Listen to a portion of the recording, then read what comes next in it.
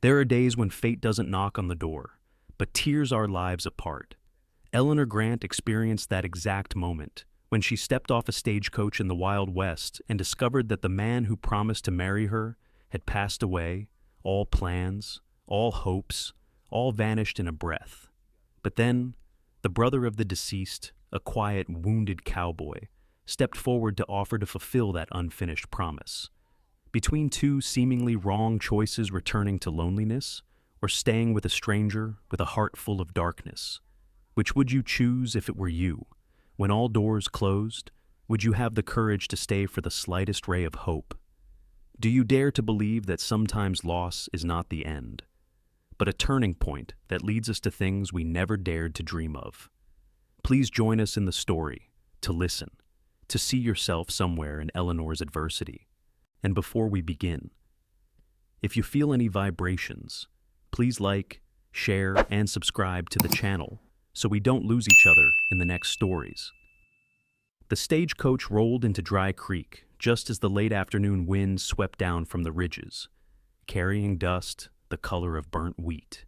Eleanor Grant pressed her gloved hands against her skirt, steadying herself while the coach wheels groaned to a halt. After 3 long days on the road, days of rattling wooden benches, thin meals, and the endless ache of uncertainty, she finally stood at the edge of the place she hoped might become home. She stepped down carefully, her boots touching the dusty ground of the Wyoming Territory for the first time. The plains stretched wide and silent beyond the cluster of wooden buildings, their shingled roofs glinting beneath the sun. A chill brushed her neck despite the warm air. She was far away from everything familiar, from her old classroom in Ohio, from her late husband's memory, from the life that had slowly crumbled behind her. But she had come here with hope, fragile as a dried leaf, but still intact. She expected to see a man waiting, a man with a gentle smile, a man who had written to her for 10 months with steady, thoughtful words, words that felt like a rope thrown across the emptiness of her life. Anthony Grant, her intended, the man whose letters had given her courage to leave everything she knew. But no such man came forward. The passengers dispersed around her. A ranch hand stacked crates near the general store. A young mother hushed her baby as she hurried across the street. A couple of boys chased a stray dog behind the livery stable. No one stepped toward her. No one called her name. A tightness grew in her chest. She reached for her carpetbag, trying to look composed, though her heart had begun a quiet or frantic knocking beneath her ribs. Then she heard boots. Slow, heavy, measured. "Ma'am." She turned. A tall man stood a few yards away, hat in hand, his shirt sleeves rolled to the elbows, dust streaking the front of his vest. He looked older than she expected, older than Anthony, certainly. His face was carved with sun lines, and a kind of tiredness she recognized instantly, a tiredness born from long seasons of work and longer seasons of silence. His eyes, a deep brown touched with storm gray, held something that made her stomach drop. Not welcome, not curiosity, grief. "Are you Miss Eleanor Grant?" he asked. Her breath hitched. Yes. I am, and you must be Anthony." She already knew the answer. Something in the man's voice told her before he spoke. "I'm Wesley Grant," he said quietly. "Anthony's older brother." The world tilted. Wesley looked down at his hat as if searching for steadier ground than she felt beneath her feet. When he lifted his eyes again, they were solemn, almost apologetic. "Miss Grant, I'm afraid I bring you hard news." A single gust of wind swept between them, scattering dust across the road like ash. "Anthony passed 11 days ago." The words hung suspended in the air, nearly impossible to grasp. Eleanor's hand tightened around the handle of her bag. "No," she whispered. "That can't be. I received his last letter just a month ago. He said he was planning for my arrival." Wesley's throat worked before he spoke. He wanted nothing more than to meet you. But he took ill late in the winter, and he hid it from near everyone. "Stubborn fool." Wesley breathed, shaking his head with a mixture of anger and affection. He didn't make it." Her vision blurred at the edges. The small, dusty world of Dry Creek softened like watercolor under rain. Eleanor lifted a trembling hand to her chest. I came all this way. I know. Wesley's voice dropped even lower. And I'm sorry you had to hear it this way. The coach behind her creaked as the driver unloaded luggage, oblivious to the quiet devastation unfolding at the station. Eleanor felt betrayed by distance, by time, by fate itself. She had crossed plains and rivers and miles of loneliness for a man who no longer existed. She felt foolish, small, bereaved for someone she had never actually met, but had known through paper and ink better than most people she saw every day. Her breath trembled. I don't understand, she murmured. Why didn't anyone send word? Wesley looked away, jaw tightening. Your last letter arrived after we buried him. I didn't know what you would want me to do. And by the time I could have sent a message, the coach was already on its way west. Miss Grant, there was no time. He reached into his vest slowly, as though handling something fragile. Anthony left this in his room. He must have kept it close. Wesley held out a handkerchief well-worn cotton, edges embroidered with neat blue thread. Her initials, E.G. Anthony had stitched her initials with the uneven patience of a cowboy learning a new skill for someone who mattered. Eleanor took it with both hands. A soft gasp escaped her as her fingers closed around the cloth. Her world fractured quietly, painfully, the kind of break that didn't scatter loudly but sank deep into the ribs. For a moment, nobody spoke. Wind pressed against the empty road. A screen door slammed somewhere down the street. A horse snorted from the hitching post. Wesley cleared his throat gently. There's a room waiting for you at Dawson's boarding house. Miss Clara Dawson knows you're coming. It's not much, but it's warm, and she's the kindest woman in town. I'll take you there if you'd like. Eleanor swallowed hard, trying to keep her voice steady.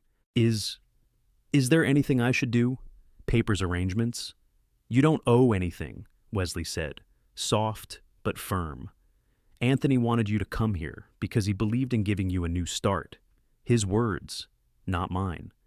That was when her knees wavered, not from weakness, but from the awful tenderness of it. Anthony's absence pressed like a shadow between them, but his intentions, his hopes, were still lingering in this place. Wesley watched her carefully, respectfully. He looked like a man who knew grief well enough to recognize it in someone else. Miss Grant, you're not alone, he said gently. Not here. For reasons she couldn't name, Eleanor believed him.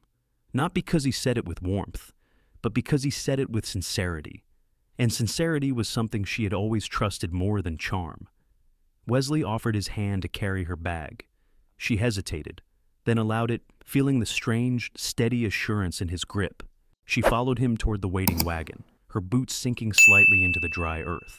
As she climbed into the seat, she looked back once at the station, hoping foolishly that she might still see a figure stepping toward her. There was no one, just the ceaseless wind, carrying the first threads of a life she hadn't expected to face. Eleanor drew in a long breath, tasting dust, sun, and uncertainty. Her new beginning had arrived dressed as loss. And though she didn't yet know it, the man sitting beside her, silent, steady Wesley Grant, would become the unexpected turning point of everything that came after. The wagon wheels creaked softly as they rolled away from the station, leaving the quiet heart of Dry Creek behind. Eleanor sat beside Wesley, her hands folded carefully in her lap. She watched the wooden storefronts drift past like pieces of a life she was not yet part of. Every house had a slanted porch. Every yard seemed guarded by an old wagon wheel or a stack of chopped firewood. She tried to take it all in, though her thoughts kept circling the news she had just learned. Wesley held the reins with a steady grip. His posture was firm, but there was something thoughtful in the way he guided the horses, giving them time to settle after the long wait at the station. He did not speak. He simply let the silence lie between them, like a blanket neither wished to disturb. Eleanor found herself grateful for that. Words felt too sharp still. After a while, the buildings thinned, replaced by open fields, fences stretching into rolling grassland, and cottonwood trees bending gently under the expanse of sky. The land felt both lonely and comforting, as though it carried the weight of many unspoken stories. Eleanor finally spoke, her voice softer than she expected. "Does the town always feel this quiet?" Wesley kept his gaze on the trail. "Most days, yes. Folks out here work sunup to sundown. The noise comes from the wind and the cattle more than people." He paused briefly, considering his next words. "Quiet has its own way of teaching you things." His tone held no boast or regret. It was simply truth, shaped by years of living with wide skies and long distances. Eleanor wondered how many of those quiet days he had spent alone on horseback or out fixing fences in bitter wind. Men like Wesley lived in a rhythm she was only beginning to understand. The wagon turned onto a narrow dirt road ahead. She saw a set of buildings resting near a cluster of low hills. A small house stood nearest the road, white paint faded by seasons of sun. Beyond it sprawled a larger ranch house with a deep porch, smoke drifting lazily from its chimney. A line of barns and corrals stretched behind the house, filled with the shapes of horses and cattle moving slowly in the late daylight. "That is the Grant Ranch," Wesley said. "Family land since my grandfather came up from Missouri." Eleanor nodded quietly. The land was beautiful in a stern, demanding way. She felt its expectation. This was not a place that welcomed weakness. It respected those who endured. Before reaching the main house, Wesley guided the wagon toward a smaller cabin standing apart from the rest. It was set beside a young cottonwood tree, its branches trembling. The cabin was unfinished at the edges. The wood around the door was freshly cut, and the roof shingles looked newer than the ones on the main building. Wesley stopped the wagon. "This is where you will stay for now. My brother began fixing it earlier in the spring. He meant it to be livable by the time you arrived." Eleanor's breath caught in her throat. She studied the cabin more closely. The door frame had been sanded smooth by careful hands. The porch had 3 steps, still showing the pale color of unweathered wood. She saw a window on the right side, its frame newly painted. A wooden table sat on the small porch, as though waiting for someone to place flowers or a lantern there. It was the beginning of a home intended for her and Anthony. Wesley climbed down and offered his hand. She hesitated only a moment before accepting his help. His palm was calloused, warm, and surprisingly gentle. Once her feet touched the ground, she stepped slowly toward the porch. The air smelled of pine sap and a faint scent of smoke from the ranch house chimney. She heard the distant call of cattle lowing in the pasture. Wesley carried her carpet bag and set it beside the door. "You can open it," he said, stepping back to give her space. Eleanor pushed the door gently. It swung inward with a soft creak. Light spilled into the single-room cabin, revealing a space both spare and hopeful. There was a bed frame against the far wall, a small cast-iron stove, and a wooden table beside a narrow bookshelf. Most of the shelves were empty, but one held a few volumes, a collection of poetry, a worn Bible, a book of local plants, all carefully arranged. Her gaze drifted to a corner where she saw a stack of lumber and a hammer resting beside it. Anthony had been preparing to finish the walls. A wave of ache swept through her, sudden and sharp. She touched the edge of the table, grounding herself against the tide of emotion. "Anthony chose this place because it's close to the main house, but still quiet," Wesley said behind her. "He wanted you to have space to make it yours." Eleanor closed her eyes. She pictured Anthony hunched over a plank of wood, sanding the edges with patient strokes. She imagined him pausing to look out the window, thinking of the woman he had been writing to, hoping he was building the right kind of life for her. The thought reached deep inside her, like a hand brushing against an unhealed wound. When she turned, Wesley stood just inside the doorway, hat held against his chest. He did not intrude further. His presence was respectful, almost protective. She sensed that he had come to understand grief not through words, but through living beside it for years. "If you need anything," he said quietly, "I'll be at the ranch. Supper is in about an hour. You are welcome to join us, though you do not have to if you'd rather rest." Eleanor nodded, unable to trust her voice for a moment. She watched him step out into the soft evening light. Before he left the porch, he paused. "There is something you should know," he said. His tone was gentler than before, edged with something unspoken. My brother thought highly of you. He spoke of you as though he already knew the shape of your heart.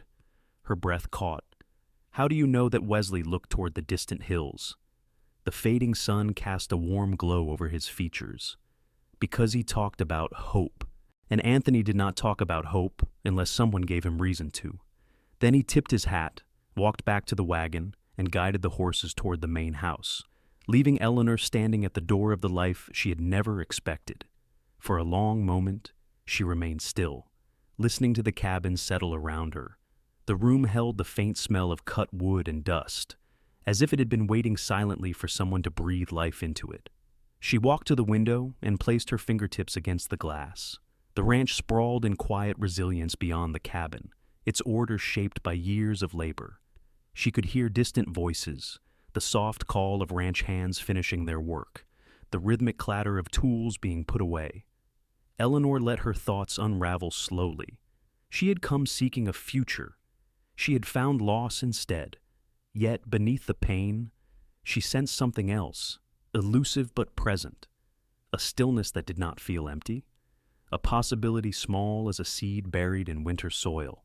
She exhaled, releasing a breath she felt she had been holding since the moment Wesley spoke Anthony's name. She whispered to the quiet room, I do not know what I am meant to do now. The silence received her words gently, as though the cabin itself understood uncertainty. The place felt neither foreign nor familiar. It felt suspended, waiting for a story to be written inside its walls. And for the first time since stepping off the stagecoach, Eleanor felt the faintest trace of steadiness return. Perhaps beginnings did not always arrive with joy. Sometimes they stepped forward wrapped in sorrow, asking for patience rather than celebration. As the sun lowered and shadows lengthened across the plains, Eleanor stood in the doorway and watched the ranch lights flicker to life. A lantern glowed near the barn. Another shone from the porch of the main house. She could hear the distant ring of a dinner bell. She did not know what tomorrow held, but she felt, somewhere deep within, that this land had room for healing. She gathered her courage and stepped into the evening, heading toward the warm light of the Grant Ranch. The path toward the Grant Ranch house was soft with evening dust. As Eleanor walked, the faint warmth of lantern light pooled across the porch boards, welcoming in a quiet, unassuming way. She could hear voices inside, low and steady, the kind of sounds that came from people who had lived and worked together for years. The air carried the scent of roasted meat and fresh cornbread. Hunger brushed her lightly, though she was not sure if it came from her stomach or from the ache of needing connection after such an unraveling day. When she stepped onto the porch, she paused, smoothing her skirt with trembling hands. She was not a woman prone to fear, yet tonight her heart moved cautiously, like a deer testing the ground after winter. Stepping into a home she was never meant to enter felt strangely intimate. Before she could gather her courage, the front door opened.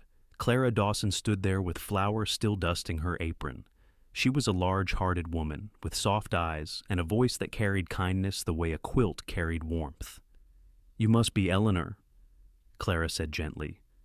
Come in, dear. We've been waiting for you. Eleanor let herself be guided inside the glow of the ranch house. The room held a long wooden table, worn smooth by years of use. 2 young ranch hands were washing up at a basin in the corner. Wesley stood near the fireplace, speaking quietly with an older man whose hair had silvered at the temples. The moment Eleanor stepped inside, the conversation softened and eyes lifted toward her. Wesley approached first. He did not smile, not quite, but there was a subtle ease in his expression, a reassurance offered without words. Glad you made it, he said. Supper is ready. Clara ushered Eleanor to a seat near the center of the table. A platter of roast venison rested beside a bowl of mashed potatoes, whipped smooth with butter. Stewed beans simmered gently, giving off a hearty aroma. The food looked humble, yet comforting, built from the land itself. As everyone took their places, Wesley bowed his head. We give thanks, he said simply. The table lowered into quiet reverence. Eleanor bowed her head as well, though her thoughts reached for more than gratitude. She felt the weight of loss settling once again at the edges of her awareness. A chair at the far end of the table was empty. She wondered if that had been Anthony's place. The thought touched her like a cold fingertip. When the meal began, conversation rose softly. The older man, introduced as Thomas Delaney, a longtime foreman of the ranch, told a story about fixing a fence line that had blown down the day before. The ranch hands added comments about a stubborn mare that had refused the saddle earlier in the morning. The room filled with an easy rhythm, the kind that could only exist among people who trusted one another. Eleanor listened more than she spoke, taking in the cadence of their voices and the gentle camaraderie. She felt a slight warmth spreading in her chest, something small but steady. It was the warmth of belonging, or perhaps the very beginning of it. Wesley served her a portion of venison, then passed the bowl of potatoes her way. "If you need more, just say so," he said quietly. "Thank you," she replied, grateful for his calm presence. She noticed the careful distance he maintained, as though he did not want to overwhelm her, yet remained aware of her needs. It was a kind of respect she had not expected. After a few minutes, Clara leaned closer. "Your cabin suits you, I hope. Anthony talked a great deal about how he wanted it to be comfortable for you. He'd been working far later into the evenings than usual." Eleanor felt a twinge of emotion and lowered her gaze. "He was thoughtful," she whispered. "More than I ever deserved." Clara's eyes softened. "Oh, dear, don't say that. You gave him something to look forward to. Out here, hope is worth more than gold." Across the table, Wesley's hand stilled for a moment. His gaze lowered, and Eleanor sensed there was more he wished to say, but did not. A quiet shadow passed across his features. She wondered if the mention of his brother still tugged at him in the same sharp way grief tugged at her. As the plates emptied, the conversation drifted to memories of past seasons, stories of storms survived and harvests nearly lost. Eleanor found herself gradually relaxing, the warmth of the room settling into her bones. Yet a part of her remained distant, as though a thin pane of glass separated her from everyone else. She felt herself wanting to reach across it, but not knowing how. Thomas Delaney eventually pushed back from the table. "Tomorrow's a full day," he said. "Cattle in the north pasture need moving. Best get rest while there's quiet."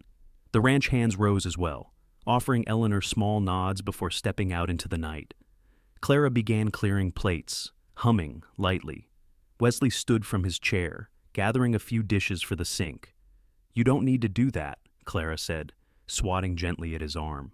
"I've got it under control." Wesley offered a faint smile. "Old habits." Eleanor rose slowly, not wanting to seem ungrateful or unsure. "I can help, if you like," she offered. Clara shook her head. "Not tonight. Your first hours here have been heavy enough. Rest is what you need." Eleanor hesitated, then thanked her softly. She turned toward the door, sensing Wesley fall into step beside her.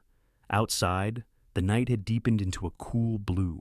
Stars began spilling across the sky, with the kind of clarity only the open plains could offer. The air smelled of sagebrush and the faint sweetness of hay stored in the barn. Wesley walked her halfway down the path toward the cabin. They moved without speaking for several paces, the soft crunch of gravel beneath their boots the only sound. The silence felt different now, no longer heavy, but thoughtful. At the small rise where the path curved, Eleanor paused to look at the horizon. The land stretched so far that the sky appeared almost endless. A sense of smallness washed through her, but it was not unpleasant. It reminded her that grief, no matter how deep, was only one part of a much wider world. Wesley stopped beside her.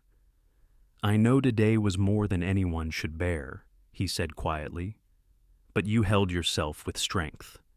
Eleanor breathed slowly, absorbing his words. "I did not feel strong. Strength doesn't always look like feeling steady," he replied. "Sometimes it's just taking the next step, even when you're hurting." His voice carried the weight of someone who had walked many hard roads himself. She wondered how many losses he carried behind the quiet lines carved into his face. They reached the cabin porch. Eleanor rested her hand against the railing, feeling the smoothness Anthony had shaped. "This place is more than I expected," she murmured. Wesley nodded. "He wanted it to be a beginning for you both." The words hung between them. Tender, painful, true. Eleanor lifted her eyes to his. "Thank you for helping me tonight. I mean that." Wesley looked toward the lantern inside her cabin, then back at her. "You're not alone here. Eleanor, whatever you need, you'll have help." He tipped his hat and stepped back into the night, leaving her with the soft glow of the cabin waiting behind her. Eleanor entered the room and closed the door gently. She stood for a long moment, listening to the quiet heartbeat of the ranch beyond the thin walls. Inside her, emotions drifted like unsettled dust, but beneath them was a fragile thread of calm she had not expected. She removed her shawl and draped it over the chair. Sitting on the edge of the bed frame, she breathed in deeply, letting everything settle the way the earth settled after a storm. Tonight had not healed her, but it had given her a foothold, and for now, that was enough. Dawn slipped quietly across the plains, carrying a pale golden light that settled over the cabin walls. Eleanor woke before the sun had fully risen, stirred not by sound, but by the strange stillness of a place unfamiliar. The air in the room was cool, touched with the faint scent of pine from the unfinished beams above her. For a moment, she lay still, listening. No street noise, no church bells, only the distant call of a rooster and the faint rustle of wind threading through the cottonwood leaves outside. Her thoughts gathered slowly, reminding her of where she was and why she was here. Grief rose again, soft but persistent, pressing against her ribs with a hollow ache. She sat up and folded her hands in her lap. The memory of yesterday returned in fragments. The dusty station, Wesley's solemn eyes, the cabin waiting for a future that would never come. It still felt unreal, like a dream she had not fully woken from. Yet morning light had a way of urging movement. She dressed quietly and smoothed her hair, feeling the weight of choice settle on her shoulders. She could hide inside sorrow, letting it swallow every piece of her. Or she could take the next step, even if it trembled beneath her. When she opened the cabin door, cool air brushed her cheeks. The sun had just begun to rise, painting long, soft rays across the open land. In the distance, figures moved slowly around the barns. She recognized Thomas Delaney's broad frame and one of the ranch hands working beside him. The scent of coffee drifted faintly from the main house. She stepped down the porch, pausing as her boots settled into the soft earth. The land before her stretched wide and patient. It seemed to say that everything, even grief, could be held somewhere within this depth of space. As she walked toward the main house, Wesley emerged from the barn carrying a saddle over one shoulder. His shirt sleeves were rolled up again, revealing strong forearms dusted with early morning dirt. He looked as though he had been awake long before the first light touched the sky. He noticed her and slowed his steps. "Morning," he said, voice low from hours of work. "Hope the cabin treated you all right." "It did," Eleanor replied. "I slept better than I expected." Wesley nodded with a hint of approval. "Clara made breakfast. She said to bring you straight in." Eleanor felt a flicker of shyness. She was used to eating alone these past years. The thought of joining a table full of people still unsettled her, though last night's kindness lingered in her memory like a comforting ember. As they walked side by side toward the house, Wesley kept his pace easy, never rushing her. The distance held between them was careful, respectful. A silent stretch between them, but it felt natural, like part of the rhythm of this land. Inside, the kitchen was warm, filled with the aroma of biscuits and fresh eggs. Clara smiled the moment she saw Eleanor. "Good morning, dear. Sit. Let me get you a plate." Eleanor took a seat at the small kitchen table near the window. The morning light spilled across the wooden floorboards in soft, golden patches. Clara laid a plate before her, filled with scrambled eggs and a warm biscuit that steamed when she pulled it apart. Wesley poured himself a cup of coffee and leaned lightly against the counter. "We have a busy day," he said. "Cattle need moving before the weather shifts. If you'd like to see more of the ranch, you're welcome to come along, but only if you're feeling up to it." Eleanor hesitated.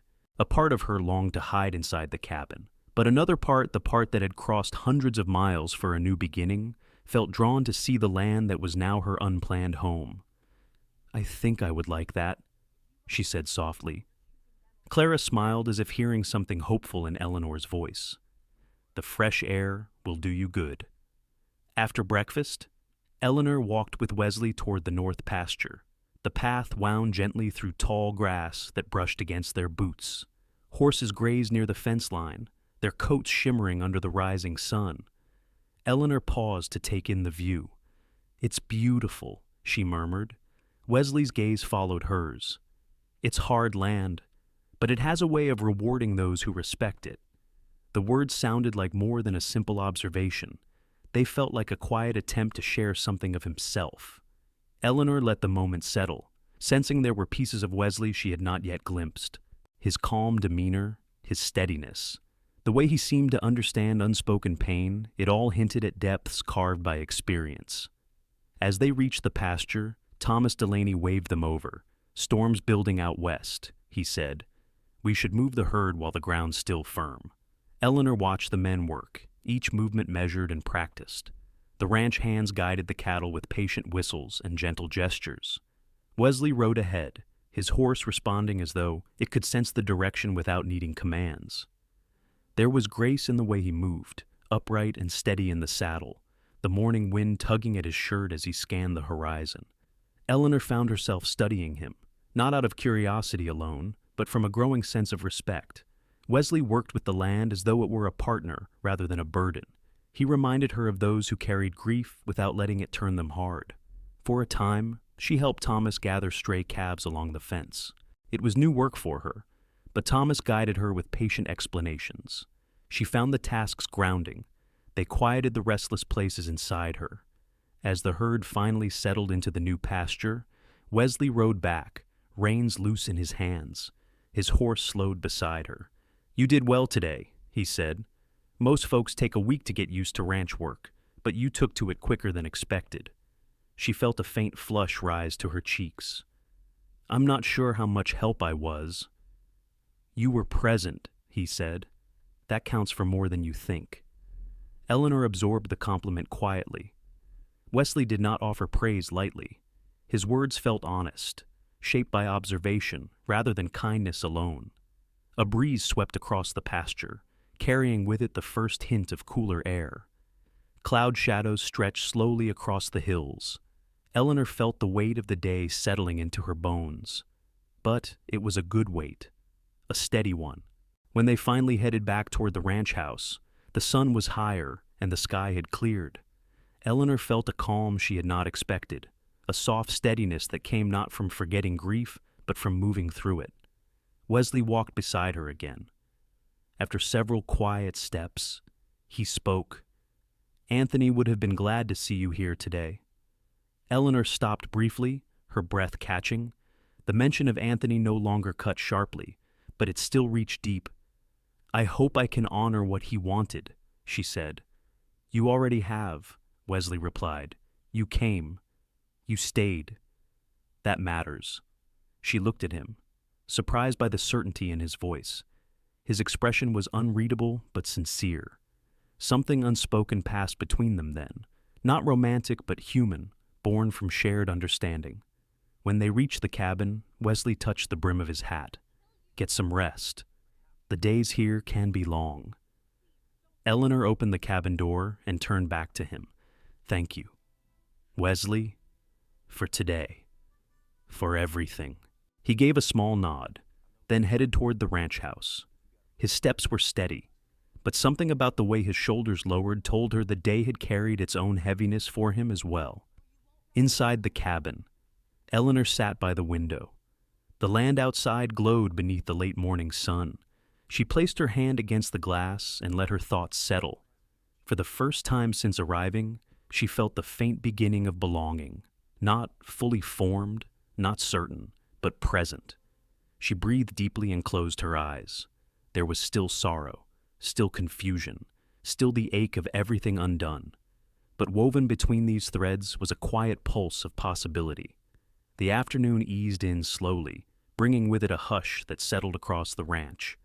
Eleanor rested for a short while inside the cabin, letting the stillness wrap around her like a soft shawl. When she stepped back outside, the sun had shifted lower, casting long strokes of amber light over the yard. Somewhere in the distance, a windmill creaked gently, turning with a rhythm that matched the slow breathing of the land. She walked toward the main house with measured steps. Clara had invited her to supper, and though Eleanor felt a flutter of nervousness, she also sensed a steadying pull toward the warmth of that kitchen. The door stood open just enough for voices to slip through. She paused on the porch, listening. Clara hummed softly. Thomas spoke in low tones from another room. Beneath it all, the quiet thud of Wesley's boots passed through the floorboards like the heartbeat of the home itself. When Eleanor stepped inside, Clara greeted her with a smile that felt like an anchor. Just in time. "Have a seat, dear." The table was small but welcoming. A pot of stew simmered on the stove, filling the room with the scent of slow-cooked beef and vegetables. A plate of warm cornbread sat nearby. Eleanor's stomach tightened at the reminder of how long it had been since she'd eaten anything hearty. Wesley entered from the other room, rubbing a hint of dust from his hands.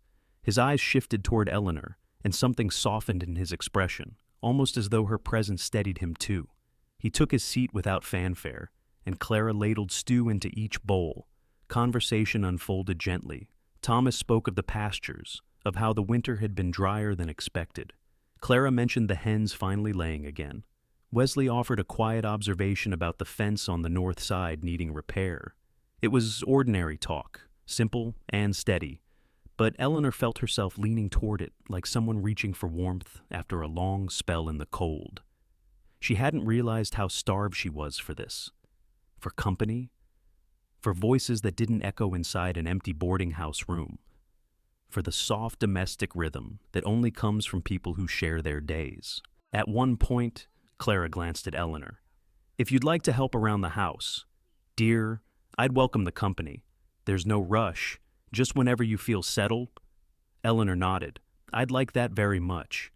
Wesley looked up at her then, and the quiet approval in his eyes caused a strange warmth to bloom low in her chest. It startled her. She looked down at her bowl, letting the moment pass. After supper, Clara insisted Eleanor stay for coffee. The night outside darkened with a softness that came from clear skies and an early spring breeze.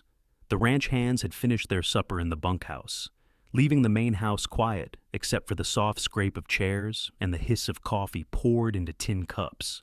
Wesley sat at the far end of the table, his fingers wrapped loosely around his mug. Eleanor noticed he always seemed to hold things gently, even when his hands were worn by work. It was the same way he handled the horses, the same way he had guided her across the pasture earlier. Firm, but never forceful. Barely aware she'd spoken aloud, she said, "It must take a great deal of patience to run a place this size." Wesley looked toward her, thoughtful. Patience, yes, and a willingness to face things as they come. The land doesn't bend just because we want it to. Clara smiled. He learned that from his father. That man believed storms were just another way the West tested your character. Eleanor sipped her coffee slowly. Back east, storms were something to hide from. Here they seem more personal. Wesley considered that. Everything is personal out here. The sky, the soil, the choices we make, nothing stays far from who we are. His words struck something inside her. She felt a pang of understanding, painful and honest. Grief had followed her across states and prairies. It wasn't distant, it lived close, yet something about the openness of this land made it feel less suffocating. Thomas rose after finishing his coffee. "I'll get the tools ready for tomorrow. Wesley, meet me at the barn first light." Wesley nodded. "I'll be there." Once Thomas left the room, the house grew quieter. Clara moved to tidy the dishes. Wesley stood as if to help, but Clara waved him off. "You've done enough work for one day. Go on."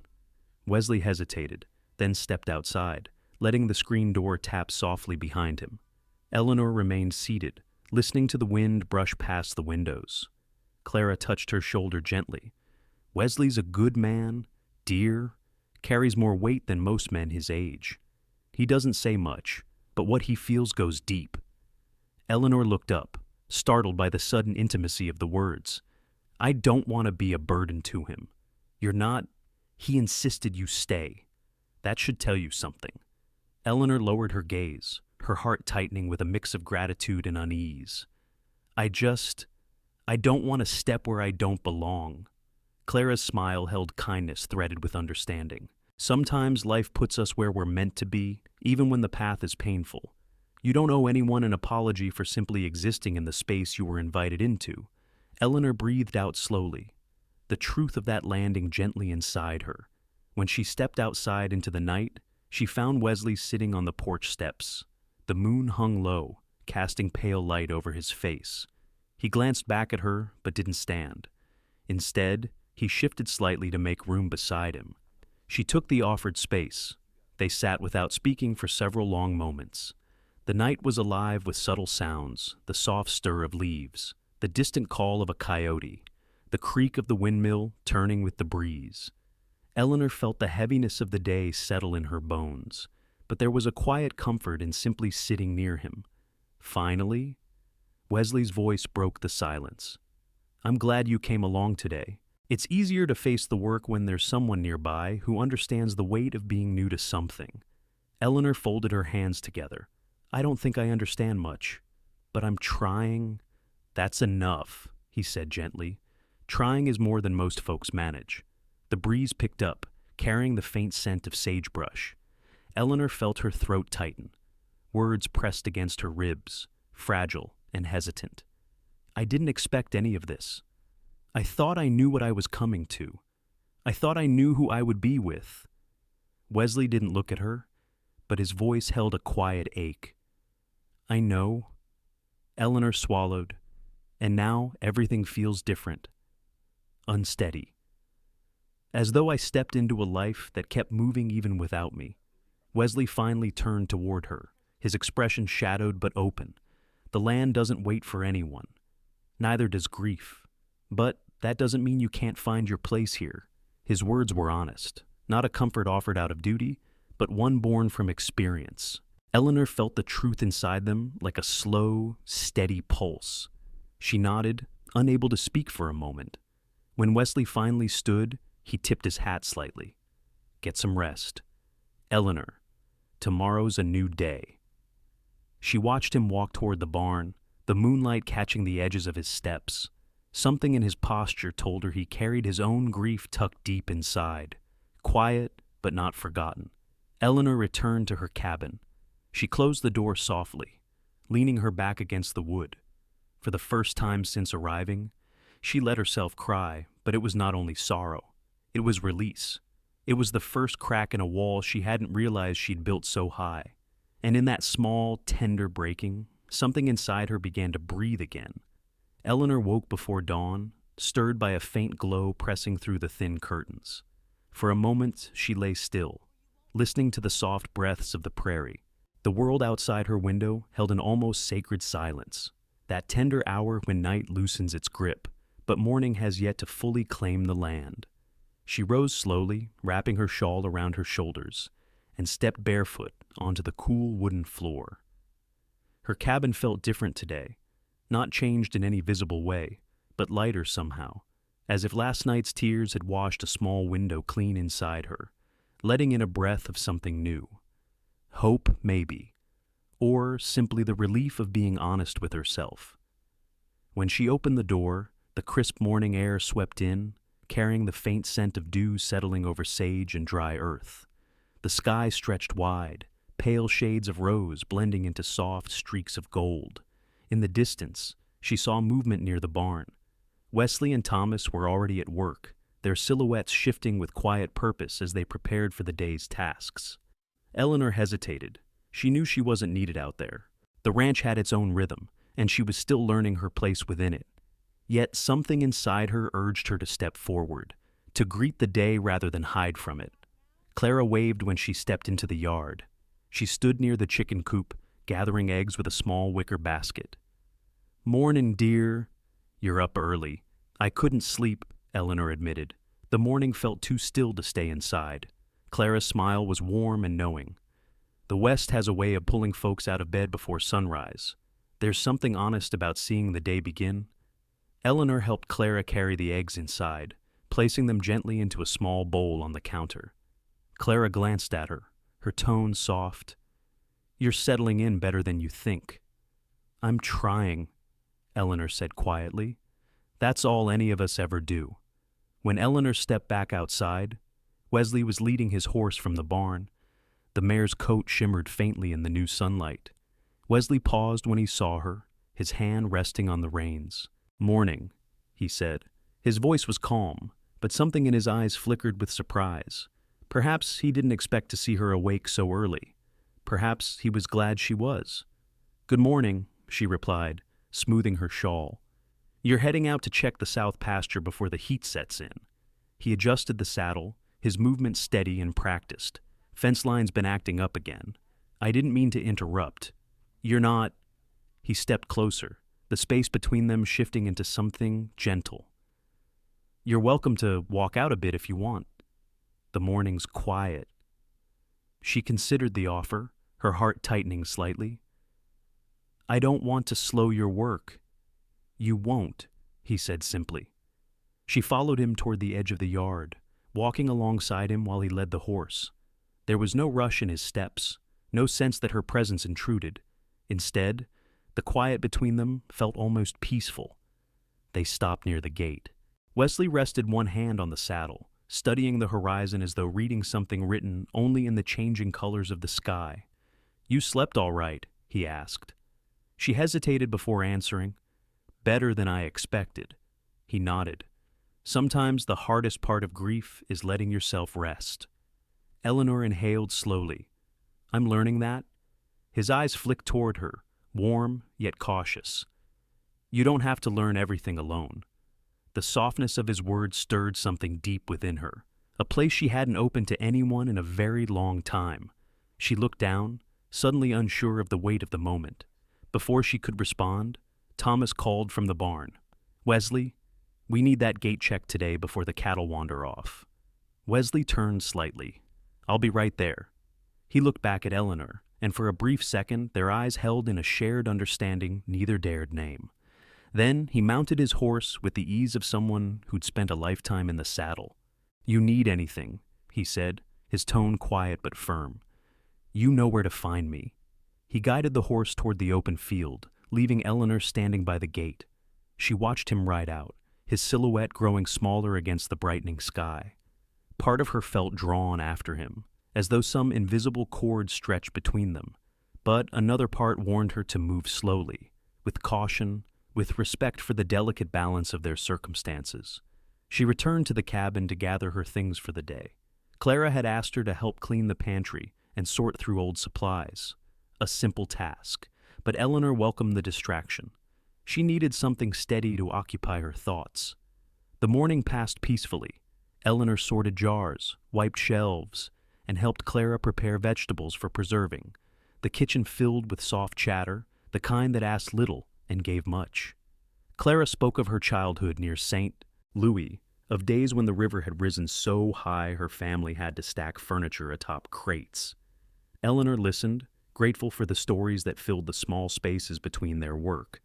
Near noon, Clara paused, eyeing her gently. "Wesley seems lighter today." Eleanor stilled. "Does he?" "Yes. He's always been steady, but this morning there was something different about him, as if he's breathing a little easier." "I don't know what would cause that," Eleanor murmured. Clara smiled knowingly. Sometimes the simple presence of another heart can shift the entire weight a person carries. Eleanor felt her cheeks warm. "I don't want to cause trouble." "You're not—" Clara placed a hand softly on her arm. "Just let things unfold at their own pace. Later." Eleanor stepped outside for fresh air. The sun hung high now, warming the packed earth beneath her feet. She walked toward the small garden behind the main house. The soil there was rich and dark, the sprouts just beginning to push through. She knelt, pressing her fingers into the warm earth, and for the first time since leaving her former life, she felt grounded. The sound of hooves approached. When Eleanor looked up, Wesley was dismounting near the barn, dust clinging to his boots and sleeves. He wiped his brow, exhaling after a long ride. Their eyes met across the yard, and a quiet understanding passed between them. He walked closer, stopping a few feet away. "Fence is holding now," he said. "I'm glad," she replied softly. He studied her kneeling near the garden, an unreadable expression flickering across his face. "You look like you belong there," he murmured. Eleanor blinked. "I've never been much of a gardener. You don't have to be. You just look settled." She opened her mouth, but words faltered. Instead, she let a small breath escape. "I'm trying to find where I fit." "That's all anyone does out here," Wesley said, "and fitting in has less to do with knowing things, more to do with feeling them." He knelt beside her, the earth shifting slightly under their combined weight. Their shoulders brushed, light as a breath. Eleanor stilled, the warmth of the contact lingering long after. Wesley pressed his hand into the soil. "This land teaches you patience, teaches you how to stay, teaches you how to grow roots even when you think you've got none left." Eleanor swallowed, her voice quiet. "And if you're afraid of putting down roots again," he looked at her, steady and sincere, "then you start with something small, something that doesn't demand answers, something simple, like helping Clara, or planting a seed." A soft breeze brushed past them, rustling the leaves.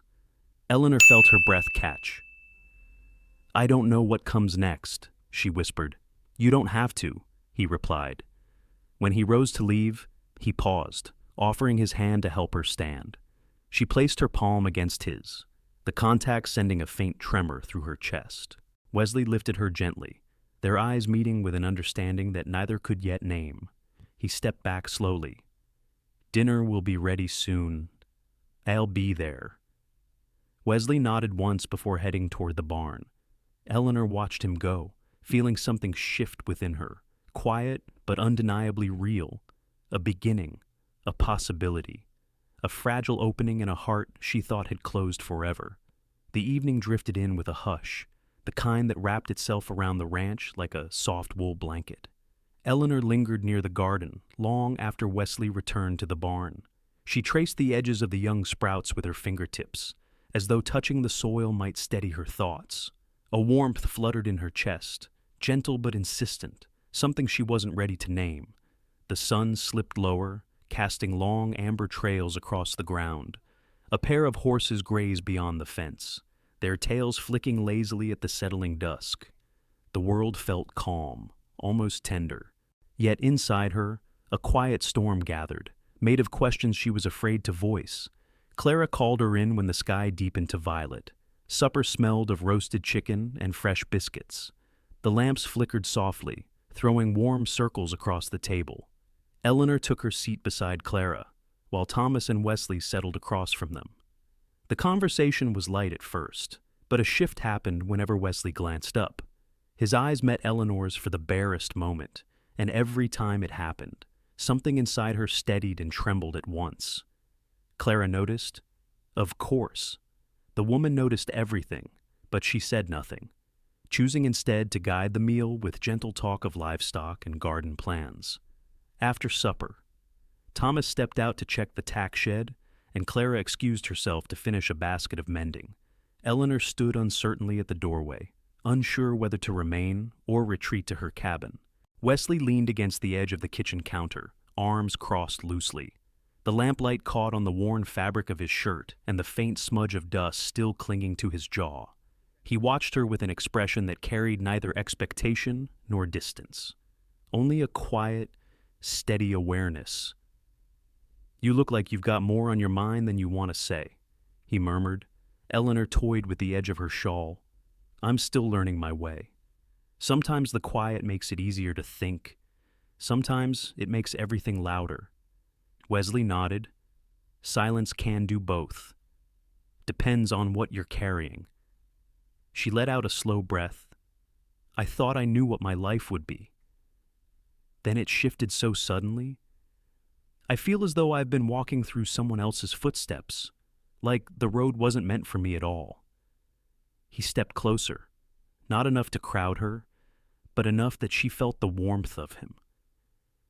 Then maybe it's time you start making your own road. She looked up at him, and what if I'm afraid? Wesley's voice grew softer. Being afraid doesn't mean you're lost. It just means what's ahead matters. The words settled deep within her. She could feel their weight, steady and patient, like the land itself. Before she could speak again, a knock sounded at the front door. Quick, uneven, urgent. Wesley straightened immediately. Eleanor felt her stomach tighten as he crossed the room and pulled the door open. Sheriff Alden stood on the porch, his hat in hand, dust streaking his coat as though he'd ridden hard to reach them. "Evening, Grant," the sheriff said. "I hate to bring trouble this way, but I thought you should hear this from me." Wesley's expression sharpened. "What's happened?" Sheriff Alden stepped inside, casting a wary glance toward Eleanor before continuing. "It's about Isaac." A chill passed through Eleanor, sharper than the night air. Clara appeared from the hallway, her sewing forgotten. Thomas stepped in through the back door, freezing the moment he heard Isaac's name. Eleanor's voice trembled. "What about him?" The sheriff cleared his throat. "A man passing through Black Ridge claimed he saw someone who looked exactly like Isaac 3 days ago. Said the fellow was alive, walking, talking, buying supplies. Figured he must have mistaken him for someone else. But..." He hesitated. He described the scar on Isaac's temple, the one he got breaking a wild gelding a few years back. Clara clasped her hand over her mouth. Thomas swore under his breath. Wesley remained utterly still. Though his jaw tightened, Eleanor felt the room tilt. "That's impossible," she whispered. "The letters, the announcement. You all said..." "We believed he was dead," the sheriff said gently. "No one had seen him since the river storm. Horse came back without him. Folks assumed the worst." Thomas stepped forward. "Why wouldn't he let us know he survived?" Wesley's voice was low, rough. "Because something isn't right." The sheriff nodded. "I'll send word if I hear more. But I thought the family should know first, just in case." He tipped his hat and left, his footsteps fading into the dark. The silence that followed felt heavier than anything Eleanor had ever known. It settled into the cracks of the house, into the spaces between their breaths. Clara was the first to move. She touched Eleanor's arm gently. "Dear, you should sit." But Eleanor stepped back. Her pulse thundered in her ears. "If he's alive, then everything I've agreed to, everything I've begun to feel." Her voice broke. "I don't know where I stand anymore." Wesley's eyes met hers with a depth that nearly undid her. Not because of the confusion in them, but because of the quiet ache she sensed beneath it. "We don't know the truth yet," he said softly. "We only know rumors. But rumors can tremble a life apart just as easily as truth," she whispered. Clara looked between them with sorrowful understanding. "You both should take a moment. This is a lot to carry." Eleanor needed air. She stepped outside, her legs unsteady, and walked toward the fence line. The night had cooled, the moon rising slowly over the prairie.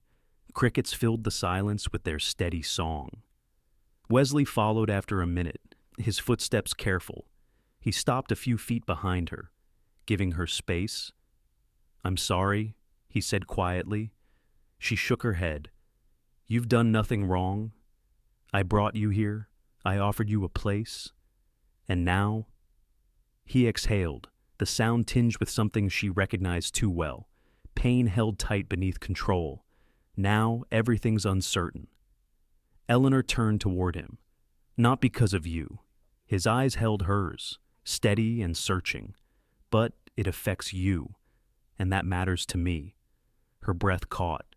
The truth of it shimmered between them, fragile and bright. Eleanor looked toward the horizon. "If Isaac is alive, then why hasn't he come home?" Wesley's voice was heavy. If he survived that storm and didn't send word, then either something happened to him after, or he chose not to return. Eleanor wrapped her arms around herself. And if he chose not to, what does that mean for everything I believed? Wesley stepped closer, the faint crunch of gravel marking each quiet step. "It means the truth isn't what you were told, and you're allowed to feel the weight of that." She blinked back tears. "I don't want to be someone's obligation. Wesley, not yours, not his." Wesley's voice softened, threaded with emotion he rarely let through. You're not to me. The admission struck deep.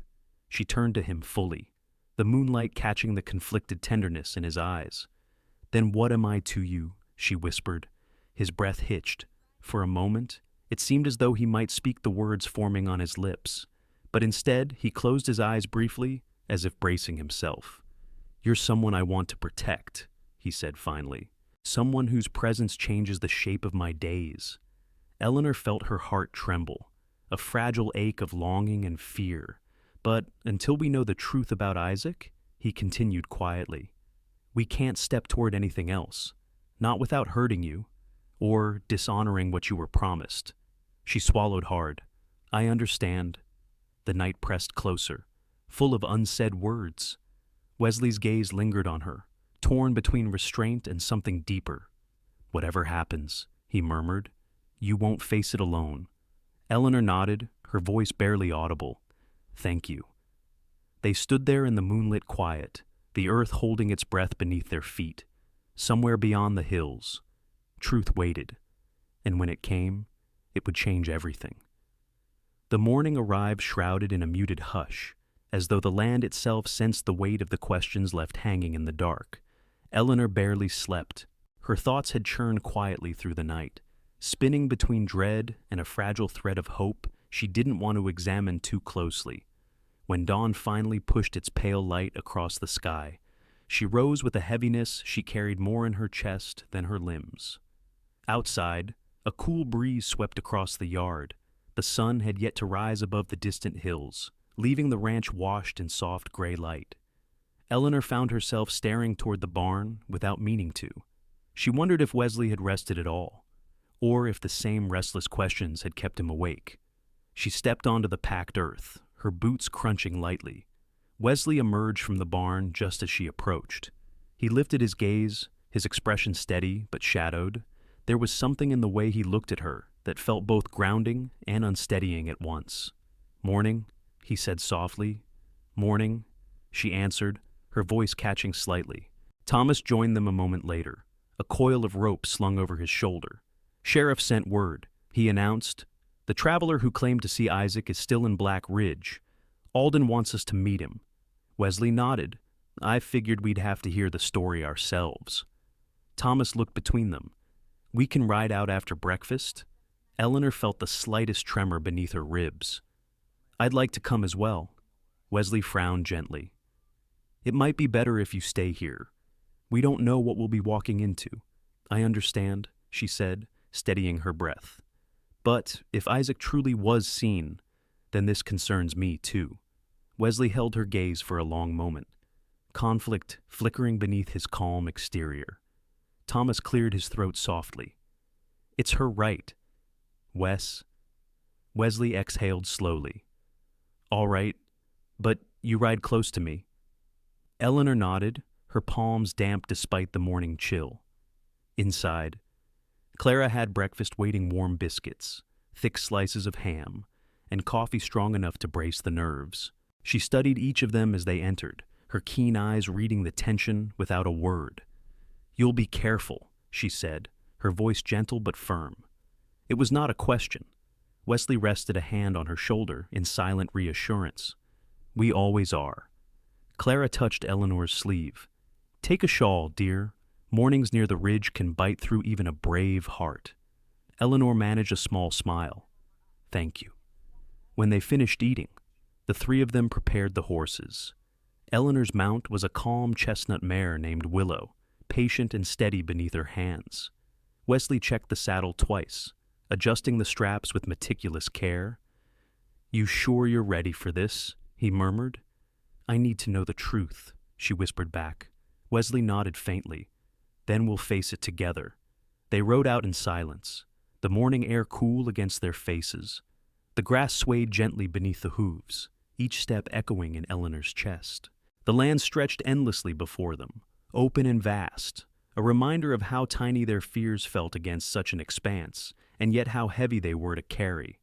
The trail wound toward Black Ridge, a small settlement nestled between two sloping hills. As they rode, Eleanor felt the tension building inside her, growing heavier with every mile. Her thoughts drifted between memories of Isaac's letters, the promises she once believed unshakable, and the quiet understanding that had begun to form between her and Wesley. She didn't know what frightened her more, the possibility that Isaac truly lived, or the possibility that he didn't. Wesley rode slightly ahead, his shoulders taut. Thomas followed close behind. At times, Wesley glanced back at Eleanor, his eyes filled with a depth she struggled to interpret. Concern, certainly, but also something quieter, more guarded, something he held at arm's length out of honor or caution. Black Ridge appeared on the horizon near midday. A cluster of wooden storefronts lined a dusty street, smoke curling from chimneys. They slowed their horses as they approached the sheriff's office, where Alden waited with his arms crossed. The sheriff stepped forward. "Glad you came. The man's inside. Says he'll talk." Eleanor's pulse quickened. Her fingers tightened on the reins. Wesley dismounted and helped her down, with a care that was almost painful in its gentleness. His hand lingered near hers for a breath before he stepped back. Inside the office, a traveler sat near the desk, middle-aged, with wind-chapped skin and a sun-faded coat. He looked up as they entered, his expression shifting from casual curiosity to something more uneasy when he noticed Eleanor. Alden introduced them. "This here's Mrs. Eleanor Grant, Isaac's fiancée." The man's eyes widened slightly. "Ma'am?" Eleanor nodded politely, her throat dry. "You said you saw someone who looked like Isaac." The man shifted. "I did, 3 days ago, in Clearwater Junction." Wesley frowned. "Clearwater's nearly 2 days from here by horse." "Aye," the man replied. "I was passing through on my way north, stopped at the feed store, saw a fellow stepping out from behind it, looked like he'd been sleeping rough." Thomas leaned in. "You're certain it was Isaac?" "As certain as a man can be with someone he met only once." The traveler scratched his jaw.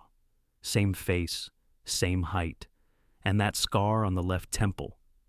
Hard thing to forget. Eleanor felt her heart pound. Did he speak? Did he seem hurt? He kept to himself. Looked over his shoulder a lot. Carried a small pack, like someone who didn't want attention. Eleanor swallowed hard. "Did he see you?" "I reckon he did. And he left quick afterward." The room fell silent. Wesley's jaw worked as he processed the information. Why wouldn't he come home? The traveler shrugged helplessly. "Can't say, but he was alive.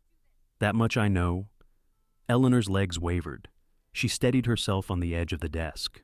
Wesley moved closer instinctively, not touching her, but close enough she felt the reassurance of his presence. Alden cleared his throat. "There's more." Wesley's eyes narrowed. "Go on."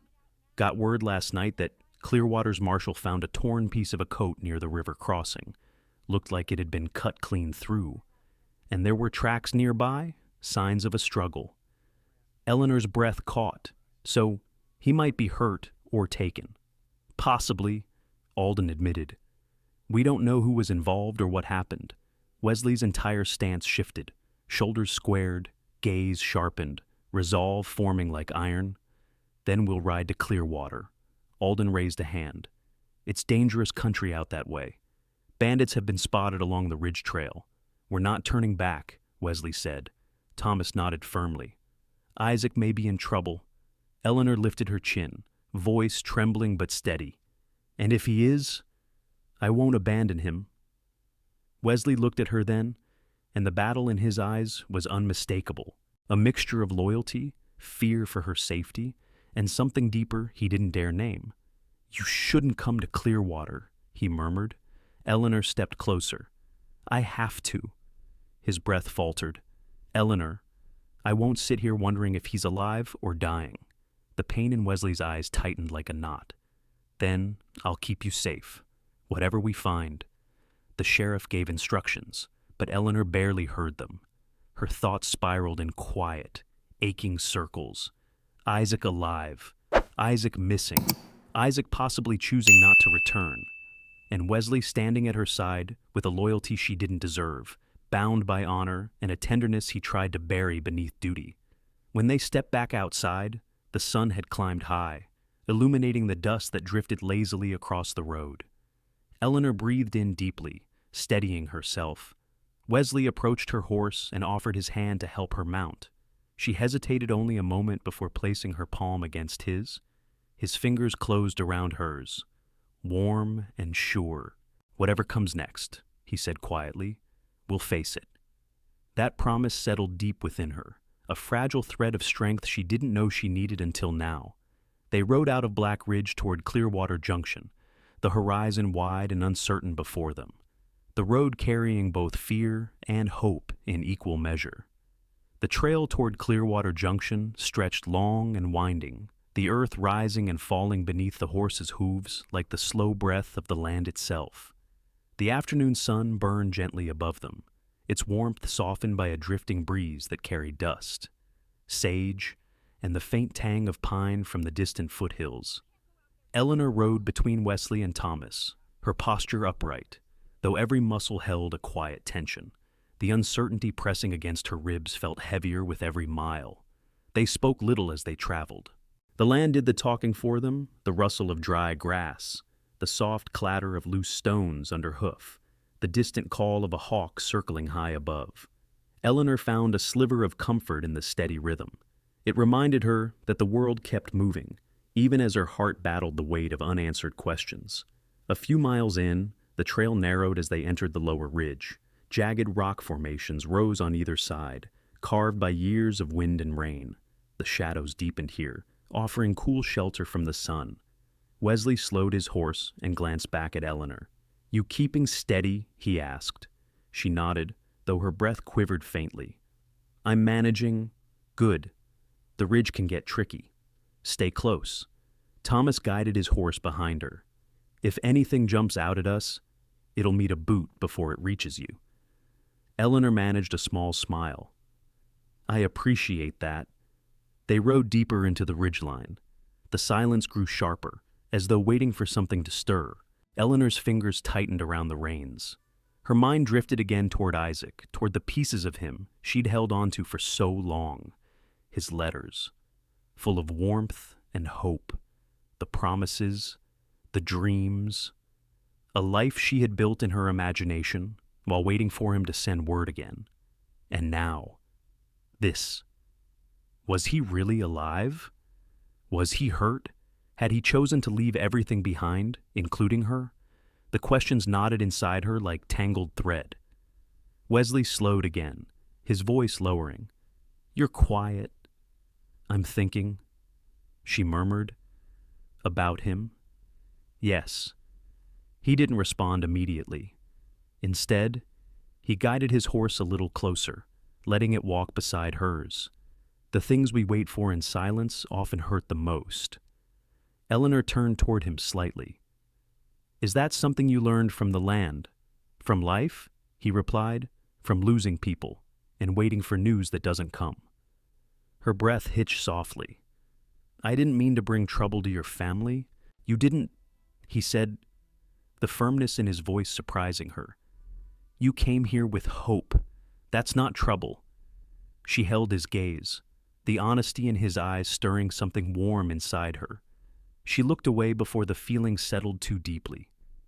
An hour later, they reached a fork in the trail.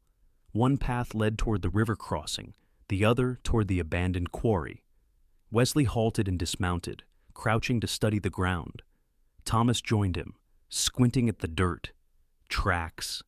Maybe," Wesley murmured. "Boot prints, 2 sets, one older, one fresher." Eleanor watched them with her heart climbing higher into her throat. "Do they look like Isaac's?" Wesley glanced up at her. "Hard to say. The prints are worn by wind, but one set is lighter. Could be someone carrying less weight, or someone not eating well." Her stomach tightened. "Do we follow them?" Wesley hesitated. "They lead toward the quarry, not the safest place." "I don't care about safe," Eleanor whispered. "I need to know." He stood slowly, brushing dust from his hands. "Then we follow." They guided their horses toward the quarry entrance. The wind picked up, sweeping through the narrow pass with a low, echoing murmur. The abandoned buildings came into view, the skeletal remains of old mining sheds, their roofs sagging, boards splintered, rusted rails cut through patches of scrub, leading toward a cavern carved into the hillside. Eleanor shivered despite the sun. It feels empty. Thomas scanned the area, or watched. Wesley sighed quietly. We stay alert. They dismounted and tied the horses to an old post. Wesley approached the entrance first. Eleanor followed closely, her pulse thudding in her ears. The cavern breathed cool air, carrying the metallic scent of old stone. Inside, shadows stretched far into the dark. Isaac Wesley's voice echoed through the hollow. "Isaac, you in here?" No answer. They stepped deeper. The cavern widened into a room once used for storing equipment. Dust coated everything in a thick, undisturbed layer, except for a narrow path leading toward the back. Eleanor moved her lantern closer, its glow revealing footprints in the dirt. A different voice echoed behind them. "Seems you're looking for the missing Grant brother." Eleanor spun around. A figure stood in the entrance, a lean man with a rifle slung across his chest.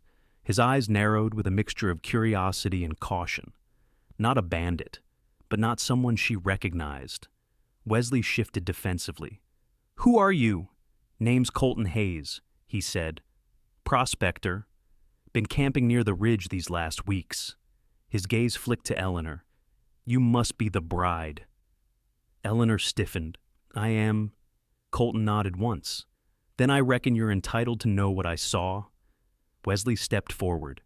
"What did you see?" Colton leaned against the cave wall, lowering his voice. "Saw a man matching Isaac Grant's description 2 nights back."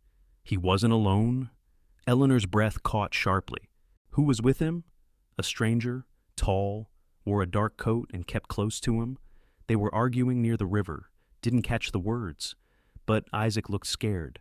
The stranger pushed him, hard." Wesley's jaw clenched. "Did Isaac get away?" "Don't know. I stayed hidden until they moved out of sight." Colton paused, but the stranger came back alone. Eleanor felt her knees weaken. Wesley reached out subtly, his hand hovering near her arm, steadying her without touching unless she needed it. Thomas's voice grew rough. "You follow him?" "No." "He disappeared into the ridge. Don't know where he went." Wesley exhaled slowly, the weight of the revelation settling heavy over all 3 of them. So Isaac might be alive, or he might be lying hurt somewhere near the river. Colton watched them quietly. "If you plan on searching, be careful. Whoever that stranger was, he didn't look like a man who leaves loose ends behind." Eleanor's voice trembled. "Why would anyone want to hurt him? Isaac never made enemies." Colton shrugged, sympathy threading through his tone. "Sometimes trouble finds a man without him asking for it." Wesley stepped closer to Eleanor now, his presence a firm shelter. "We'll search the river next." Thomas nodded. "Before daylight fades." Eleanor swallowed hard, her voice barely steady. "We have to find him." Wesley met her eyes, and in that moment, something unspoken but strong moved between them. Not a promise, not yet, but a vow of effort, a vow of loyalty, a vow that whatever the truth was, she would not face it alone. "Eleanor," he said softly, "we will." They thanked Colton, then stepped back into the fading afternoon light. The sun hung low, casting long shadows across the quarry. Eleanor felt them stretching toward her, cold fingers of uncertainty trying to coil around her resolve. Wesley touched her elbow lightly. "Breathe," he whispered. She did, slowly, deeply. Then they mounted their horses again and turned toward the river trail, the quiet fear riding with them, the hope burning just enough to keep them moving. The descent toward the river stretched long and quiet, a path cut through layers of sandstone and wind-worn earth.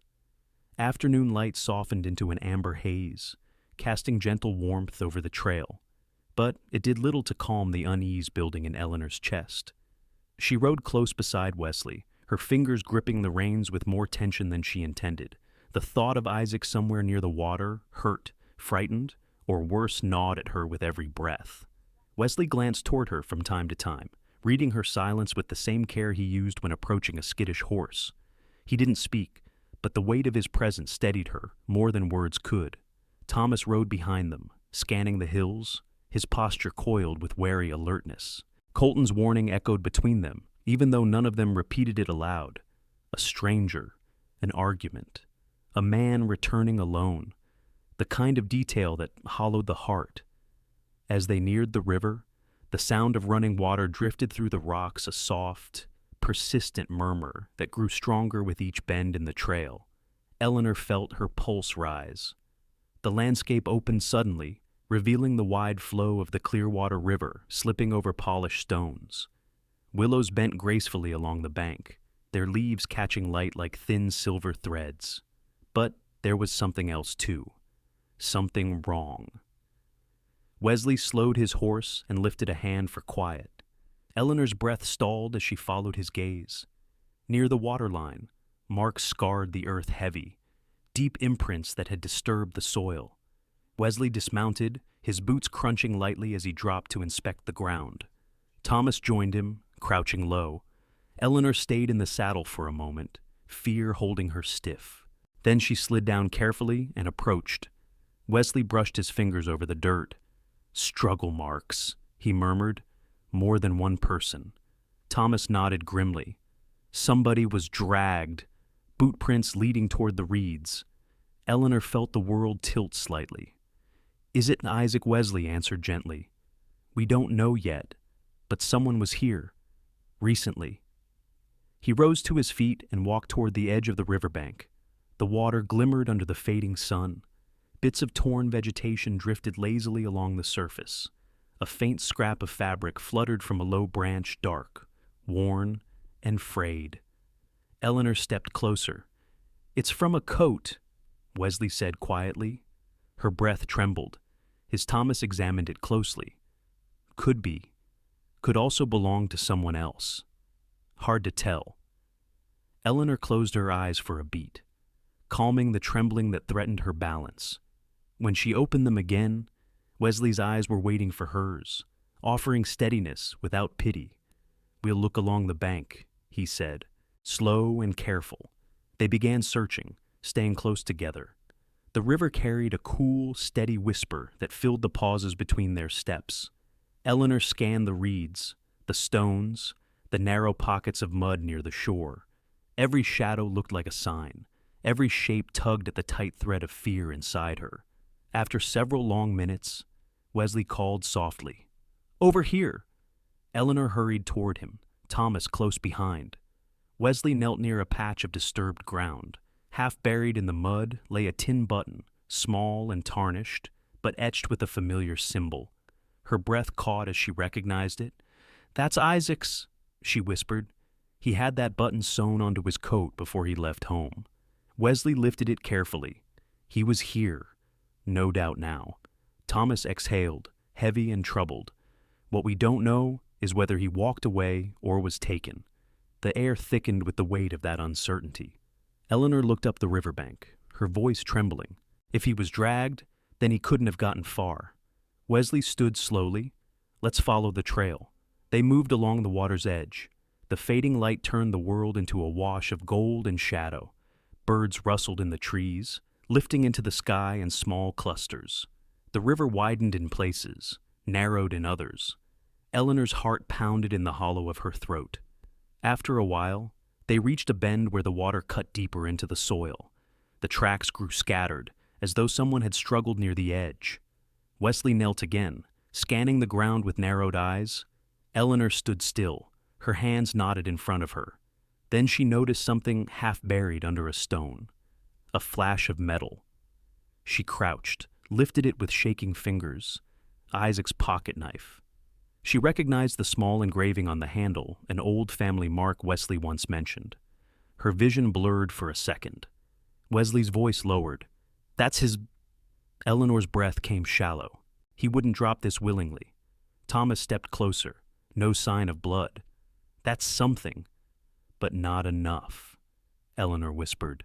An ache spread through her chest, heavy and deep. The knife felt cold in her palm, its weight pressing against the fragile hope she carried. Wesley reached out slowly. He didn't take the knife from her hand. He simply rested his fingers near hers, offering a quiet anchor. "We're not done searching," he said gently. "Whatever happened here didn't finish here." A breeze swept along the river, stirring the reeds. The sound of water grew louder, pressing into the silence between them. Eleanor steadied her breath. What if he's hurt somewhere further up the trail? What if he's waiting for help? Wesley met her gaze. "Then we'll find him." His certainty didn't erase her fear, but it strengthened her resolve. She nodded, slipping the pocket knife into her shawl. They continued upstream. The terrain became rougher, the river carving sharper edges into the hillside. Twilight wrapped itself around the land, stretching shadows long and thin. Eleanor's anxiety flickered like an unsteady flame, but she kept moving, guided by determination and the steady presence of the men beside her. After another stretch of searching, they reached a narrow ravine where rocks jutted out sharply. The ground here bore deeper marks, signs of hurried steps, uneven and chaotic. A scuffle, a fall, something violent. Thomas inspected the dirt. Someone climbed up this slope, slipped a few times. Eleanor's breath hitched. Was it him? Wesley studied the marks with a hunter's precision. Looks like only one set. Could be Isaac trying to get away. Eleanor's heart lifted, fragile but hopeful. Then he's alive. Wesley didn't answer immediately. When he did, his voice held both caution and compassion. He was alive when he left this riverbank. That much is clear. She clutched the shawl tighter, grounding herself. As night approached, Thomas lit a lantern, its glow pushing back the gathering dark. They continued slowly along the ravine, scanning every inch of ground. The silence deepened around them, broken only by their careful footsteps and the distant murmur of the river. Then Eleanor stopped suddenly. A piece of cloth caught on a thorn. Torn, dirty, but unmistakably from the lining of Isaac's coat. Her voice wavered. He came this way. Wesley stepped beside her, his presence solid and unwavering. We're on the right trail. She nodded, her throat tightening. We have to keep going. Wesley held her gaze with a quiet strength. We will, no matter how long it takes. The lantern light flickered across their faces, casting shifting shadows that made the ravine feel both intimate and vast. Eleanor felt her fear grow darker at the edges, but she also felt a small light hold steady within her, a light fed by the promise in Wesley's voice, by his calm beside her, by her own stubborn hope. They pressed onward, deeper into the night, the river fading behind them as the search carried them toward a truth that waited somewhere in the narrowing dark. Whatever they found next, it would change everything. Night settled over the ravine like a heavy blanket, thick enough to swallow the horizon. The lantern Thomas carried carved only a small circle of light ahead of them, its glow trembling with every gust of wind that swept through the narrow pass. Eleanor moved close beside Wesley, her steps careful on the uneven ground. The sharp scent of damp stone filled the air, mingling with the faint, metallic whisper of fear she tried to hide. Wesley sensed it, though she spoke no word of it. His presence was steady as ever, quiet but certain, like an anchor cast deep where the current could not reach it. Each time the trail grew more difficult or the shadows crowded in too tightly, he slowed enough for her to catch her breath without needing to ask. The ravine twisted gradually, rising toward a higher ridge. Every few yards, Thomas lowered the lantern to check the ground for fresh disturbances. Eleanor watched the lantern light sweep across the earth, searching for a sign that Isaac had passed this way with purpose rather than despair. A few broken stones, a scuff where a boot had slipped, the faint imprint of weight pressed into softer dirt. Each clue kept her hope alive, though her chest tightened with each step. They reached a narrow ledge where the ravine pinched close. Wesley raised a hand for them to pause. Beneath the hush of the night, Eleanor heard something new. Not the river, now distant behind them, nor the wind threading through the crevices. This sound was softer, subtle, like a low murmur carried across the darkness. Wesley moved cautiously forward, motioning for Thomas to keep the lantern steady. Eleanor held her breath. A voice, faint, strained, barely a whisper. Her heart stuttered. "Isaac!" She pushed ahead before she could stop herself, but Wesley stepped in front of her with gentle firmness. "Stay behind me. We don't know what's ahead." Thomas lifted the lantern higher until the rocky curve of the ravine came into view. At first, Eleanor saw nothing but jagged stone and the shifting shadows cast by the flame. But then, tucked against the far wall, partly concealed by a fallen log, a shape stirred, a man curled in on himself, unmoving save the shallow rise of breath. Eleanor's hand flew to her mouth, her breath breaking quietly. Wesley crossed the last few steps swiftly. He knelt beside the figure and rolled him gently onto his back. Thomas brought the lantern close. Eleanor sank to her knees as recognition washed over her. Isaac? His face was pale. Dirt streaked across his cheek. A bruise darkened one side of his jaw. His coat was torn, mud clinging to the sleeves. But his eyes opened at the sound of her gasp, slow and dazed, as though surfacing from deep water. "Ma'am?" he whispered, barely audible. "You came." Relief crashed through Eleanor so sharply that her vision blurred. "Isaac, thank God. Are you hurt?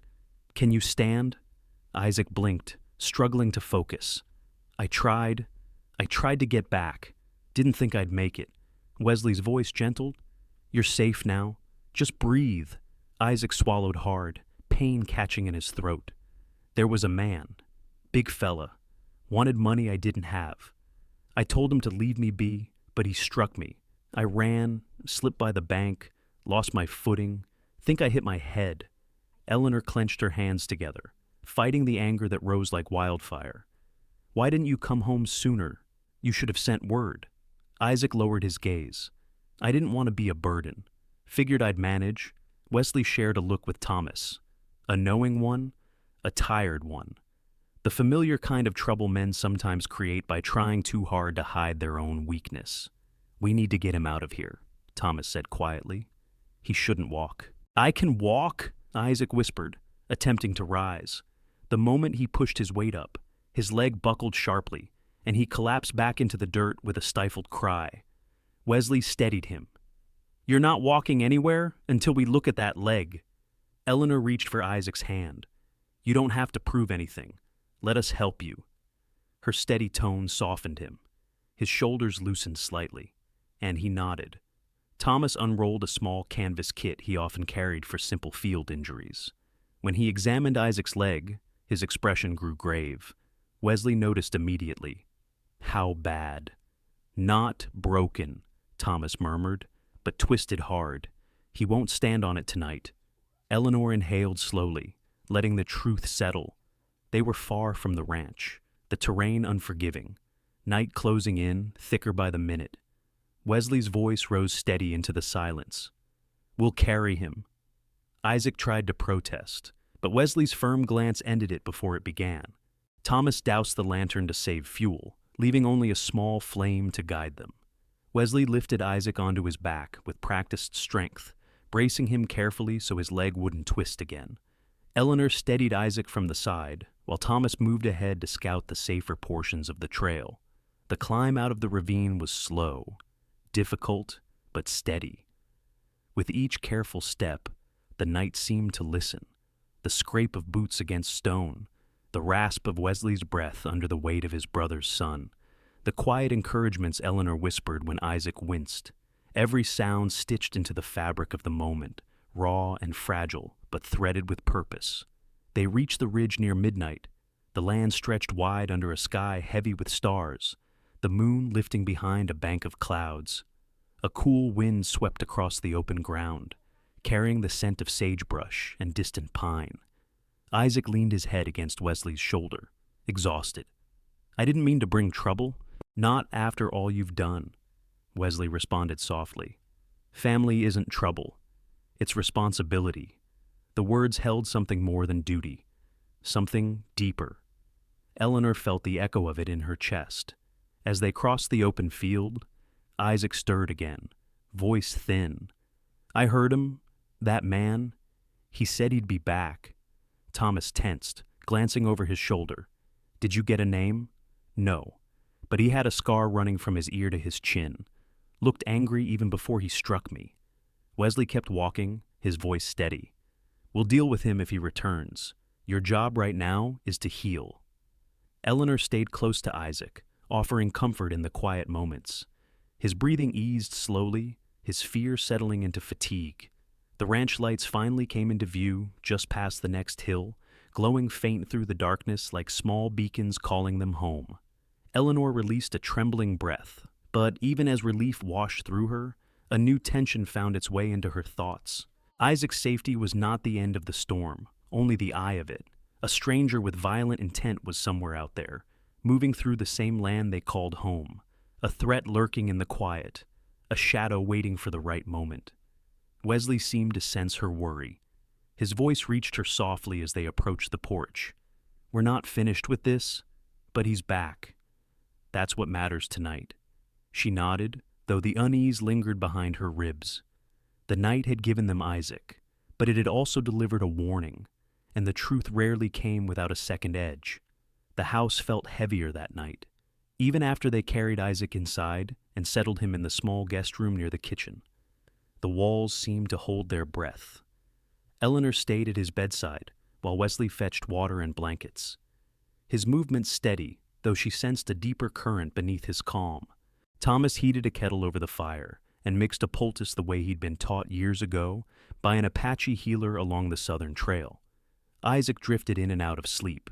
Each time his eyes opened, they carried a mixture of confusion and shame, as though he could not quite accept that he hadn't been strong enough to make his own way home. Eleanor brushed his hair gently from his forehead and whispered encouragement until he slipped back into stillness.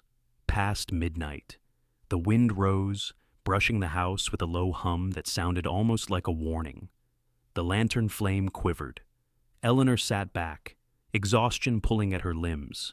Wesley watched her from the doorway, a quiet concern settling into the lines of his face. You should rest, he said softly. I'll stay with him. She shook her head. Not yet. I need to be here when he wakes. He stepped into the room, his boots whispering against the wooden floor. Eleanor, you haven't slept since yesterday. Let me take over for a while. The gentle firmness in his voice made her chest warm, though she looked away before he could read too much in her eyes. But exhaustion had begun to seep into her bones, weaving through her like slow-moving water. She finally nodded. All right, she murmured. Wake me if anything changes. I will. She rose carefully, touching Isaac's hand one last time before slipping out. Wesley eased into the chair beside the bed, the lamplight catching on the hard planes of his face. As Eleanor walked down the hall, she felt a pull toward him, a quiet gravity that had grown slowly, impossibly, through everything they had endured. The night deepened. The house creaked and sighed in the shifting wind, and the scent of sage drifted in through the cracks of the window frame. Eleanor reached her room and sank onto the bed without undressing, fatigue pressing into her like a weight she'd carried for years. She closed her eyes, but sleep did not come quickly. Her mind circled back to the ravine, to the torn fabric on the thorn, to Isaac's voice trembling as he spoke of the stranger, the scar, the demand for money, the anger in the man's eyes, and beneath all that, a sense that Isaac had left out something important. The thought tugged at her long after the rooms had grown still. Somewhere close to dawn, she finally slipped into a fragile sleep, but the rest was thin, broken by flickers of memory and fear. When Thomas knocked on her door just as the sky lightened with the pale glow of morning, she woke with a start. Eleanor, he called softly, you should come. She hurried to Isaac's room. Wesley was still there, but now he looked as though he'd carried the weight of more than one night. Isaac lay awake, propped slightly by pillows. His eyes were clearer, though rimmed with fatigue. You're up, Eleanor said, relief easing her voice. Isaac nodded faintly. Didn't sleep much. Figured I owe you all the truth. Wesley exchanged a glance with Thomas, then pulled a chair closer. Tell us what happened. Isaac's fingers trembled slightly as he gripped the blanket. His name is Rowan Pike. Thomas's jaw tightened. Eleanor felt her stomach drop. Wesley's expression darkened. You're certain? Yes, Isaac whispered. I recognized him after he struck me. He used to work with a cattle outfit near the New Mexico line. Heard he got thrown out for stealing from his own crew. Eleanor sank slowly into a chair. Something colder than fear slipped down her spine. Why was he following you? Isaac stared at his hands for a long moment. When he finally spoke, his voice carried the heaviness of a secret that had worn him thin. "It's my fault," he said. "All of it. I saw him taking things that weren't his at the supply yard last month. Food, rope, a set of tools. When he caught me watching, he told me to keep quiet. I didn't. I told the owner. Rowan got fired the same day." Wesley's face hardened. "And he blamed you." Isaac nodded, shame pulling at his features. "He said he'd find me eventually. Said I'd regret opening my mouth." Thomas swallowed a curse. A man like Rowan doesn't forget a grudge. He tracks it like blood. Eleanor leaned forward, her voice soft but resolute. "What did he want from you, revenge?" Isaac whispered. "Or fear? Maybe both. When he cornered me by the river, he said I ruined his life, that someone had to pay for that." Eleanor reached for Isaac's hand, feeling him tense before he softened slightly. "You didn't ruin anything. People choose their own path." His breath shook, and for a moment he looked years younger, burdened by guilt he didn't deserve. Thomas crossed his arms. "We need to tell the sheriff."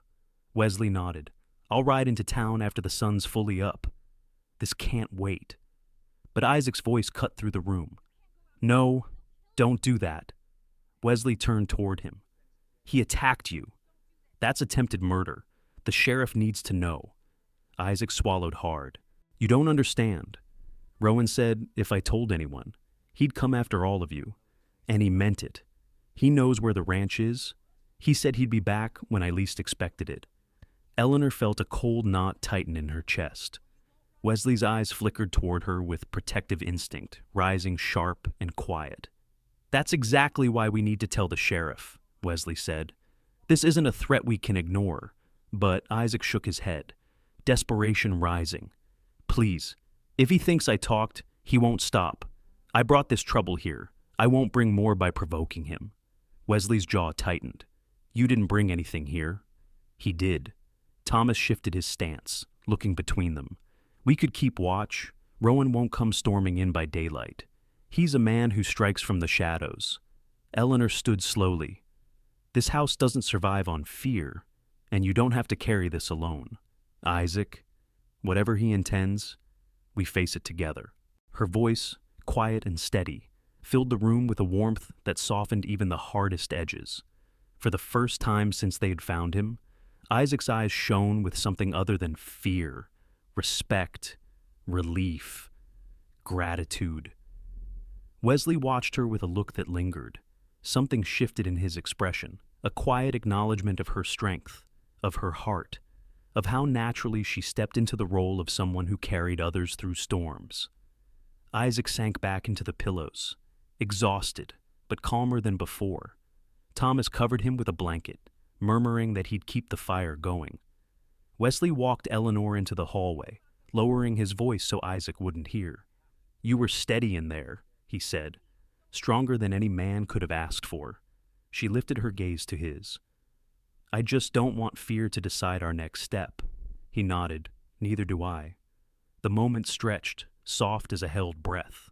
A quiet understanding passed between them, unspoken but unmistakable. Then Wesley stepped back, letting the connection ease into silence. "We'll handle Rowan Pike," he said, "no matter what comes." Eleanor nodded, though a new worry settled beneath her ribs. The danger was no longer a distant shadow. It had a face, a name, a purpose, and it was coming. Morning spread slowly across the valley, filtering through a thin veil of mist that clung to the fields. The ranch, usually calm at first light, seemed unsettled in a way Eleanor felt deep in her bones. Even the horses shifted restlessly in their pens, tossing their heads as though they sensed the change in the air. Inside the kitchen, the quiet clatter of Thomas preparing coffee offered a small measure of normalcy. Eleanor sat at the table, hands wrapped around a warm mug she hadn't yet sipped. Wesley stood near the window, studying the horizon as though waiting for something to reveal itself. The early sun brushed a pale gold across his shoulders, but the tightness in his jaw told Eleanor his thoughts were far from peaceful. Isaac was resting, though each passing minute added to Eleanor's concern. She had checked on him twice already that morning, each time finding him breathing steadily, but haunted by the weight of what Rowan Pike's return could mean. Wesley finally turned from the window. "Tracks leading toward the east ridge," he said. "Fresh ones? Wasn't any there yesterday?" Thomas set down the coffee pot. "Horse tracks, boot prints," Wesley said quietly. "Deep ones. Someone moving with purpose." A chill slid down Eleanor's spine.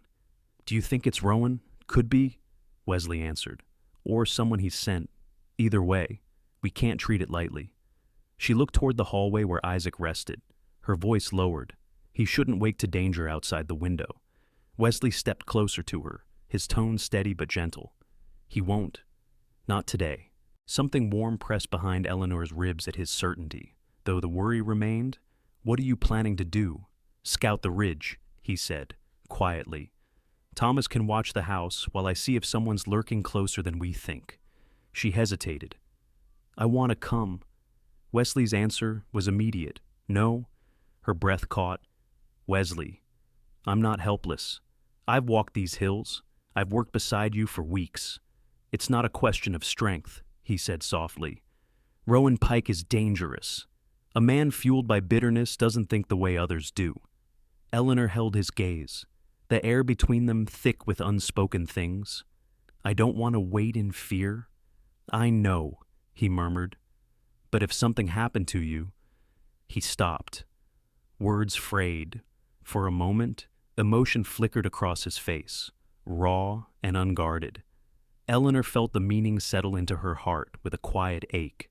Thomas cleared his throat carefully, as if giving them room to step back from the precipice. "I'll keep watch from here. You check the ridge, and Eleanor. Maybe stay close today, just until we know more."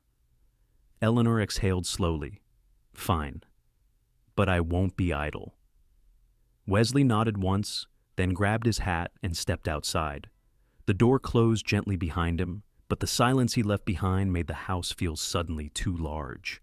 She stood and moved to the basin, rinsing her cup with steady hands, though her thoughts churned like dark water. Isaac's trembling confession replayed in her mind. The threat, the promise of return, the sharp fear in his eyes. She could not shake the sense that Rowan Pike's shadow was already closer than they realized. An hour passed in slow, uneasy stretches. Thomas tended to chores near the barn, keeping the house in sight.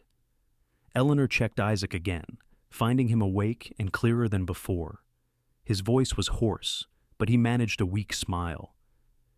"You should be resting," she said gently. "I've done enough lying still," he murmured. "Did Wesley go out?" She nodded, just to look around. "Nothing more?"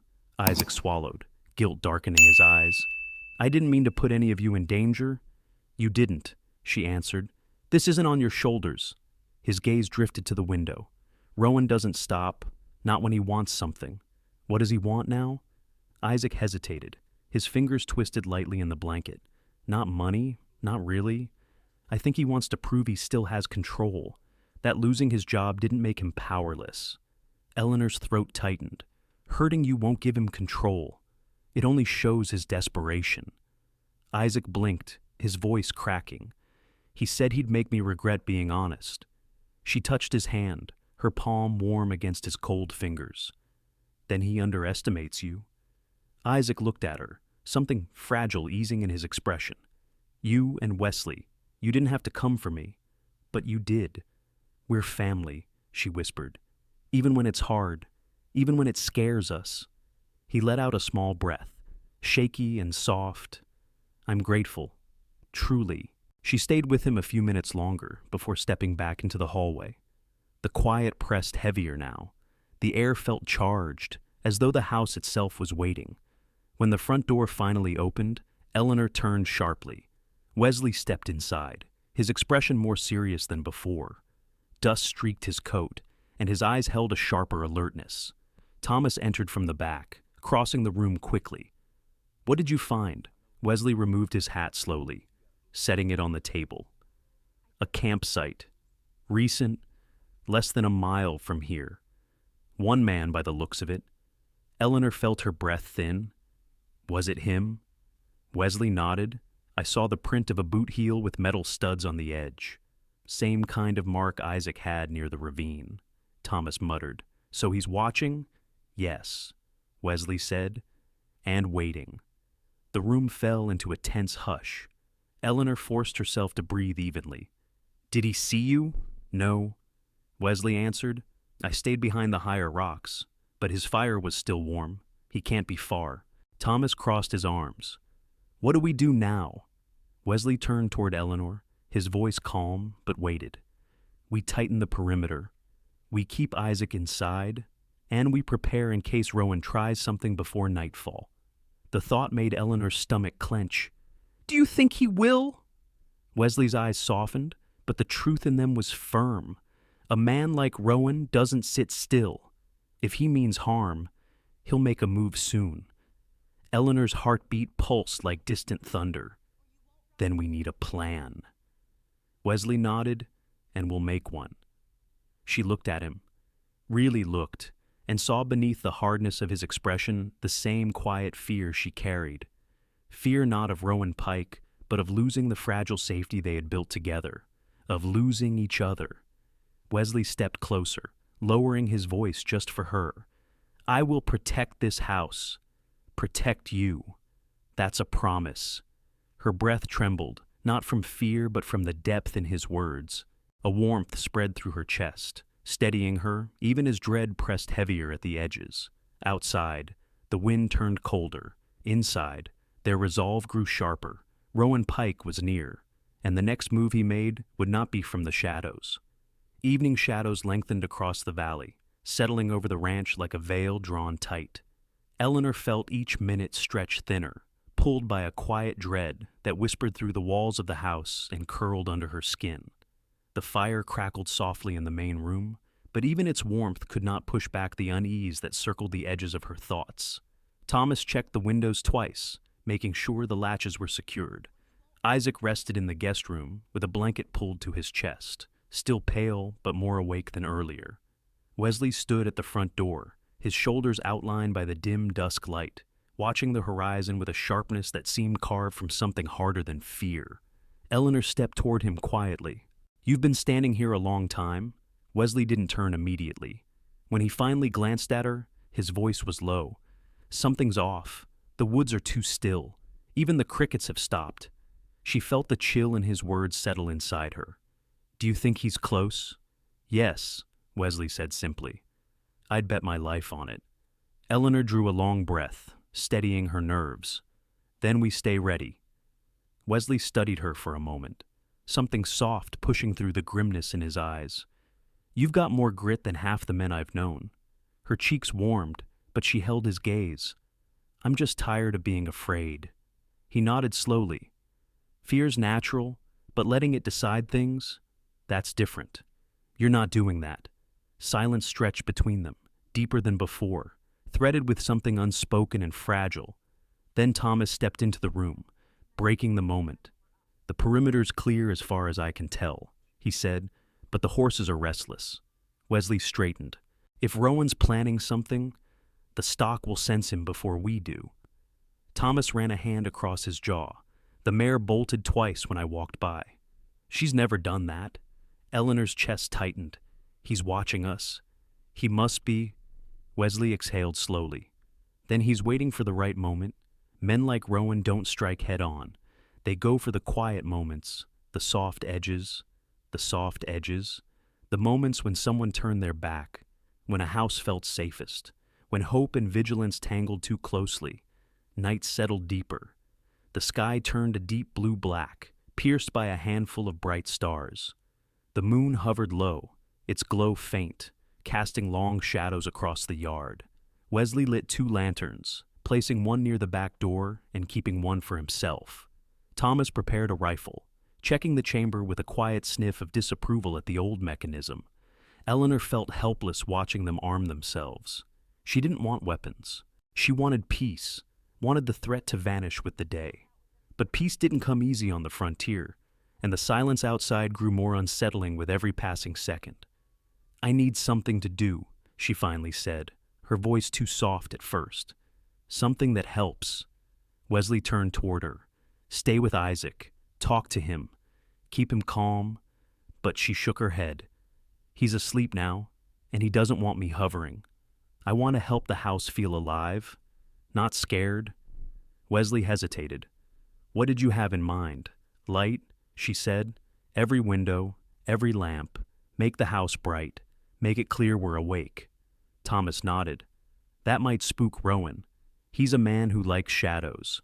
Wesley finally agreed. "All right, I'll help." Together. They moved through the rooms, lighting each lantern and lamp.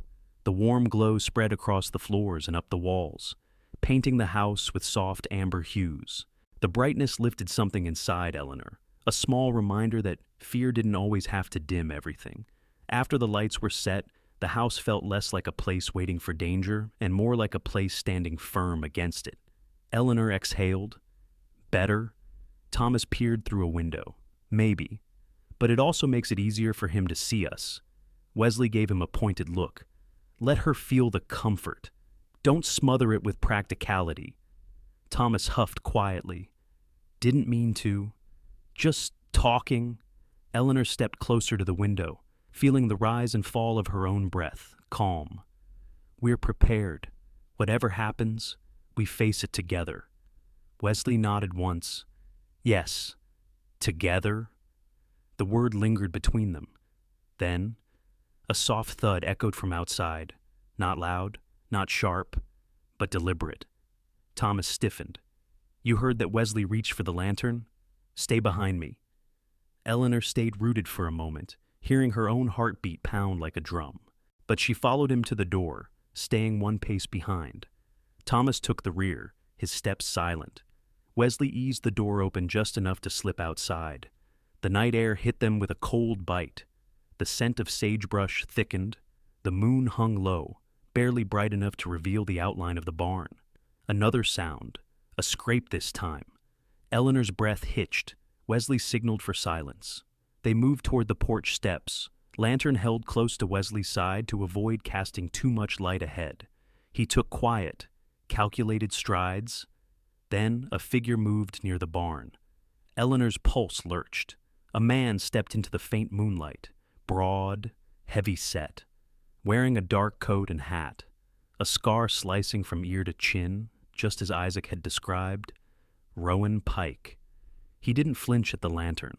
He stood tall, shoulders squared, eyes locked onto them with a cold, simmering fury. Wesley positioned himself in front of Eleanor without shifting his feet. Thomas lifted the rifle subtly, not pointing it yet, but ready. Rowan's voice rolled across the yard, low and gravel-edged. "Took you long enough to come outside." Wesley stepped forward, keeping his tone flat. "You need to leave." Rowan smiled, but it wasn't a smile. "I came for the boy. Isaac is under this roof," Wesley said, "and he's safe here." "Safe." Rowan scoffed. "You don't know what he cost me." Thomas lowered his rifle slightly, his voice steady as stone. "He cost you a job because you stole. That's on you." Rowan's smile vanished. "I didn't come for opinions. I came to settle a debt." Eleanor felt a surge of anger rise inside her, sharp and unexpected. She stepped forward before Wesley could stop her. "Hurting him won't fix anything," she said, her voice steady though fear pounded through her. "You're chasing a ghost of your own choices, not his." Rowan's eyes narrowed. "You've got spirit. Shame it won't save you." Wesley moved subtly, shifting just enough to block Rowan's line of sight. "You want to fight. You take it to me, not her." Rowan stepped forward, with pleasure, but before anything else could happen, Isaac's voice echoed from the doorway behind them, thin but resolute. "Rowan, stop." They all turned. Isaac leaned against the doorframe, pale but standing, gripping the wood to keep himself upright. His voice trembled, but carried strong enough to reach the yard. "This ends tonight," Isaac said. "You want to blame someone, blame me, but leave them out of it." Rowan laughed, cold and sharp. "Look at you, can't even stand straight. I'm standing enough. Isaac fired back. And I won't let you hurt them. Eleanor's breath stilled. Wesley stepped closer to Isaac, ready to catch him if he fell. Rowan took one step forward. Fine, he said. Then face me. But in that moment, something shifted. It wasn't fear. It wasn't anger. It was Wesley. His voice cut hard through the tension. You're not touching him. Rowan stopped. Wesley's next words dropped like a steady weight in the quiet. If you want to challenge someone, challenge the man who's willing, not the man who's injured. I won't let you lay a hand on him. A storm of silence followed. Rowan's grin returned, ugly and expectant. Then step forward. He growled, and Wesley did. The yard fell into a hush so deep it seemed the earth itself was holding its breath. The distance between Wesley and Rowan closed to just a few paces, and in that narrow stretch of ground lay every unspoken fear Eleanor had tried to swallow since the moment Rowan Pike's name first entered their lives. The cold air clung to her skin. The lantern near the door flickered against the wind. Isaac leaned heavily against the frame, struggling to remain upright, and Thomas positioned himself just off Wesley's shoulder, ready, but waiting for Wesley's lead. Wesley stood tall, steady, unshaken. Rowan rolled his shoulders once as though limbering up for a fight he had practiced in his mind 100 times. His eyes glinted with a mixture of bitterness and eagerness, the look of a man who had shaped his entire purpose around vengeance. You should have stayed inside, Rowan growled. This isn't your battle. Wesley's voice came calm, low. It became my battle the moment you stepped onto this land. Rowan smirked. You're bold. Shame it won't help you. Wesley didn't lift a weapon, didn't clench his fists. Instead, he took one quiet step forward, grounding himself in a calm that contrasted sharply with Rowan's restless fury. You're angry because you lost control of your life, Wesley said, but you won't get it back by crushing someone else. Rowan barked out a humorless laugh. You think this is about control? I know it is, Wesley replied. A man who steals from his own crew isn't looking for justice. He's looking for someone to blame. Rowan's face twitched, something ugly surfacing. You talk like you know men like me? I do, Wesley said softly. I've seen them break under their own choices. For a moment, the world seemed to shrink around Rowan, compressing his rage until it throbbed at the edges of his breath. He took another step forward. Enough of your pretty speeches, Rowan snapped. You stand in the way. I'll shove you aside. Wesley didn't move. You won't get past me, he said. Rowan lunged. Eleanor gasped, instinctively reaching out as though she could pull the moment back. But Wesley met Rowan's charge with an unexpected calm.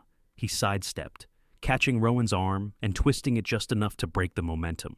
Rowan stumbled, boots scraping across the dirt. He spun back with a snarl. You think you're clever? Rowan spat. No, Wesley said quietly. Just steady. Rowan struck again, this time with clenched fists. Wesley dodged one blow, absorbed another to the shoulder, then planted his feet firmly. Thomas moved forward, but Wesley signaled sharply behind his back. Stay back, he murmured. This isn't how I'd handle it, Thomas whispered. It is tonight, Wesley answered. Rowan came at him a third time, more reckless, more furious. Wesley blocked the strike and shoved him backward, not with violence, but with the force of someone who refused to give ground. Rowan staggered, breath coming in harsh bursts. You keep pushing me, Rowan snarled. You think you're winning. There's nothing to win, Wesley said, just something to end. Eleanor felt her heart twist painfully. Wesley's restraint wasn't weakness. It was something else entirely, something anchored deep, shaped by grief he rarely spoke of, by a promise he carried quietly, by a sense of right that didn't shout but held firm. Rowan wiped blood from his lip and glanced at Isaac. His voice dropped to a chilling tone. He ruined my life, Rowan hissed. And you all protect him. You're fools. Isaac straightened painfully. I told the truth. That's all. Rowan's eyes flashed. Your truth cost me everything. Your choices cost you everything. Isaac's voice cracked but carried strength. You stole, You lied. You blamed everyone but yourself. Eleanor placed a hand on Isaac's arm to steady him, but she didn't stop him from speaking. He needed this moment as much as Rowan feared it. Rowan sneered, "Save your breath. Boy, I'm not interested in your guilt." Wesley stepped between them again. "Then be interested in mine." Rowan blinked. "What I was the one who brought him here." Wesley said, "I took responsibility for him. If you're set on hurting someone, then hurt me." Eleanor's breath froze. "Wesley? No." But Wesley didn't turn. His voice remained even, calm. "You want to fight? You want someone to lash out at I'm right here." He paused. "But you won't cross me. Not because you can't, but because deep down, you know this isn't about Isaac. It's about you being ashamed of the man you've become." Those words hit Rowan like a blow. His expression twisted with something Eleanor couldn't name: rage. Yes, but beneath it a flicker of fear, a crack in the armor he hid behind. "You don't know anything about me," Rowan growled. "I know enough," Wesley said. "Enough to see you're standing at a crossroads, and the only thing waiting on the path you're on is a noose or a grave." Rowan's breath grew uneven. For the first time, he faltered. A long silence followed. The night seemed to listen.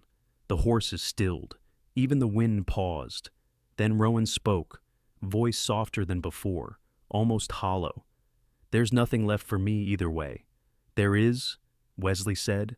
"Walk away, today, right now, before this becomes something you can't undo." Rowan's jaw clenched. His eyes flicked to Thomas's rifle, to Isaac's trembling stance, to Eleanor's steady gaze, then back to Wesley. "You'd let me go?" he asked. Wesley nodded once. "If you leave now and don't look back."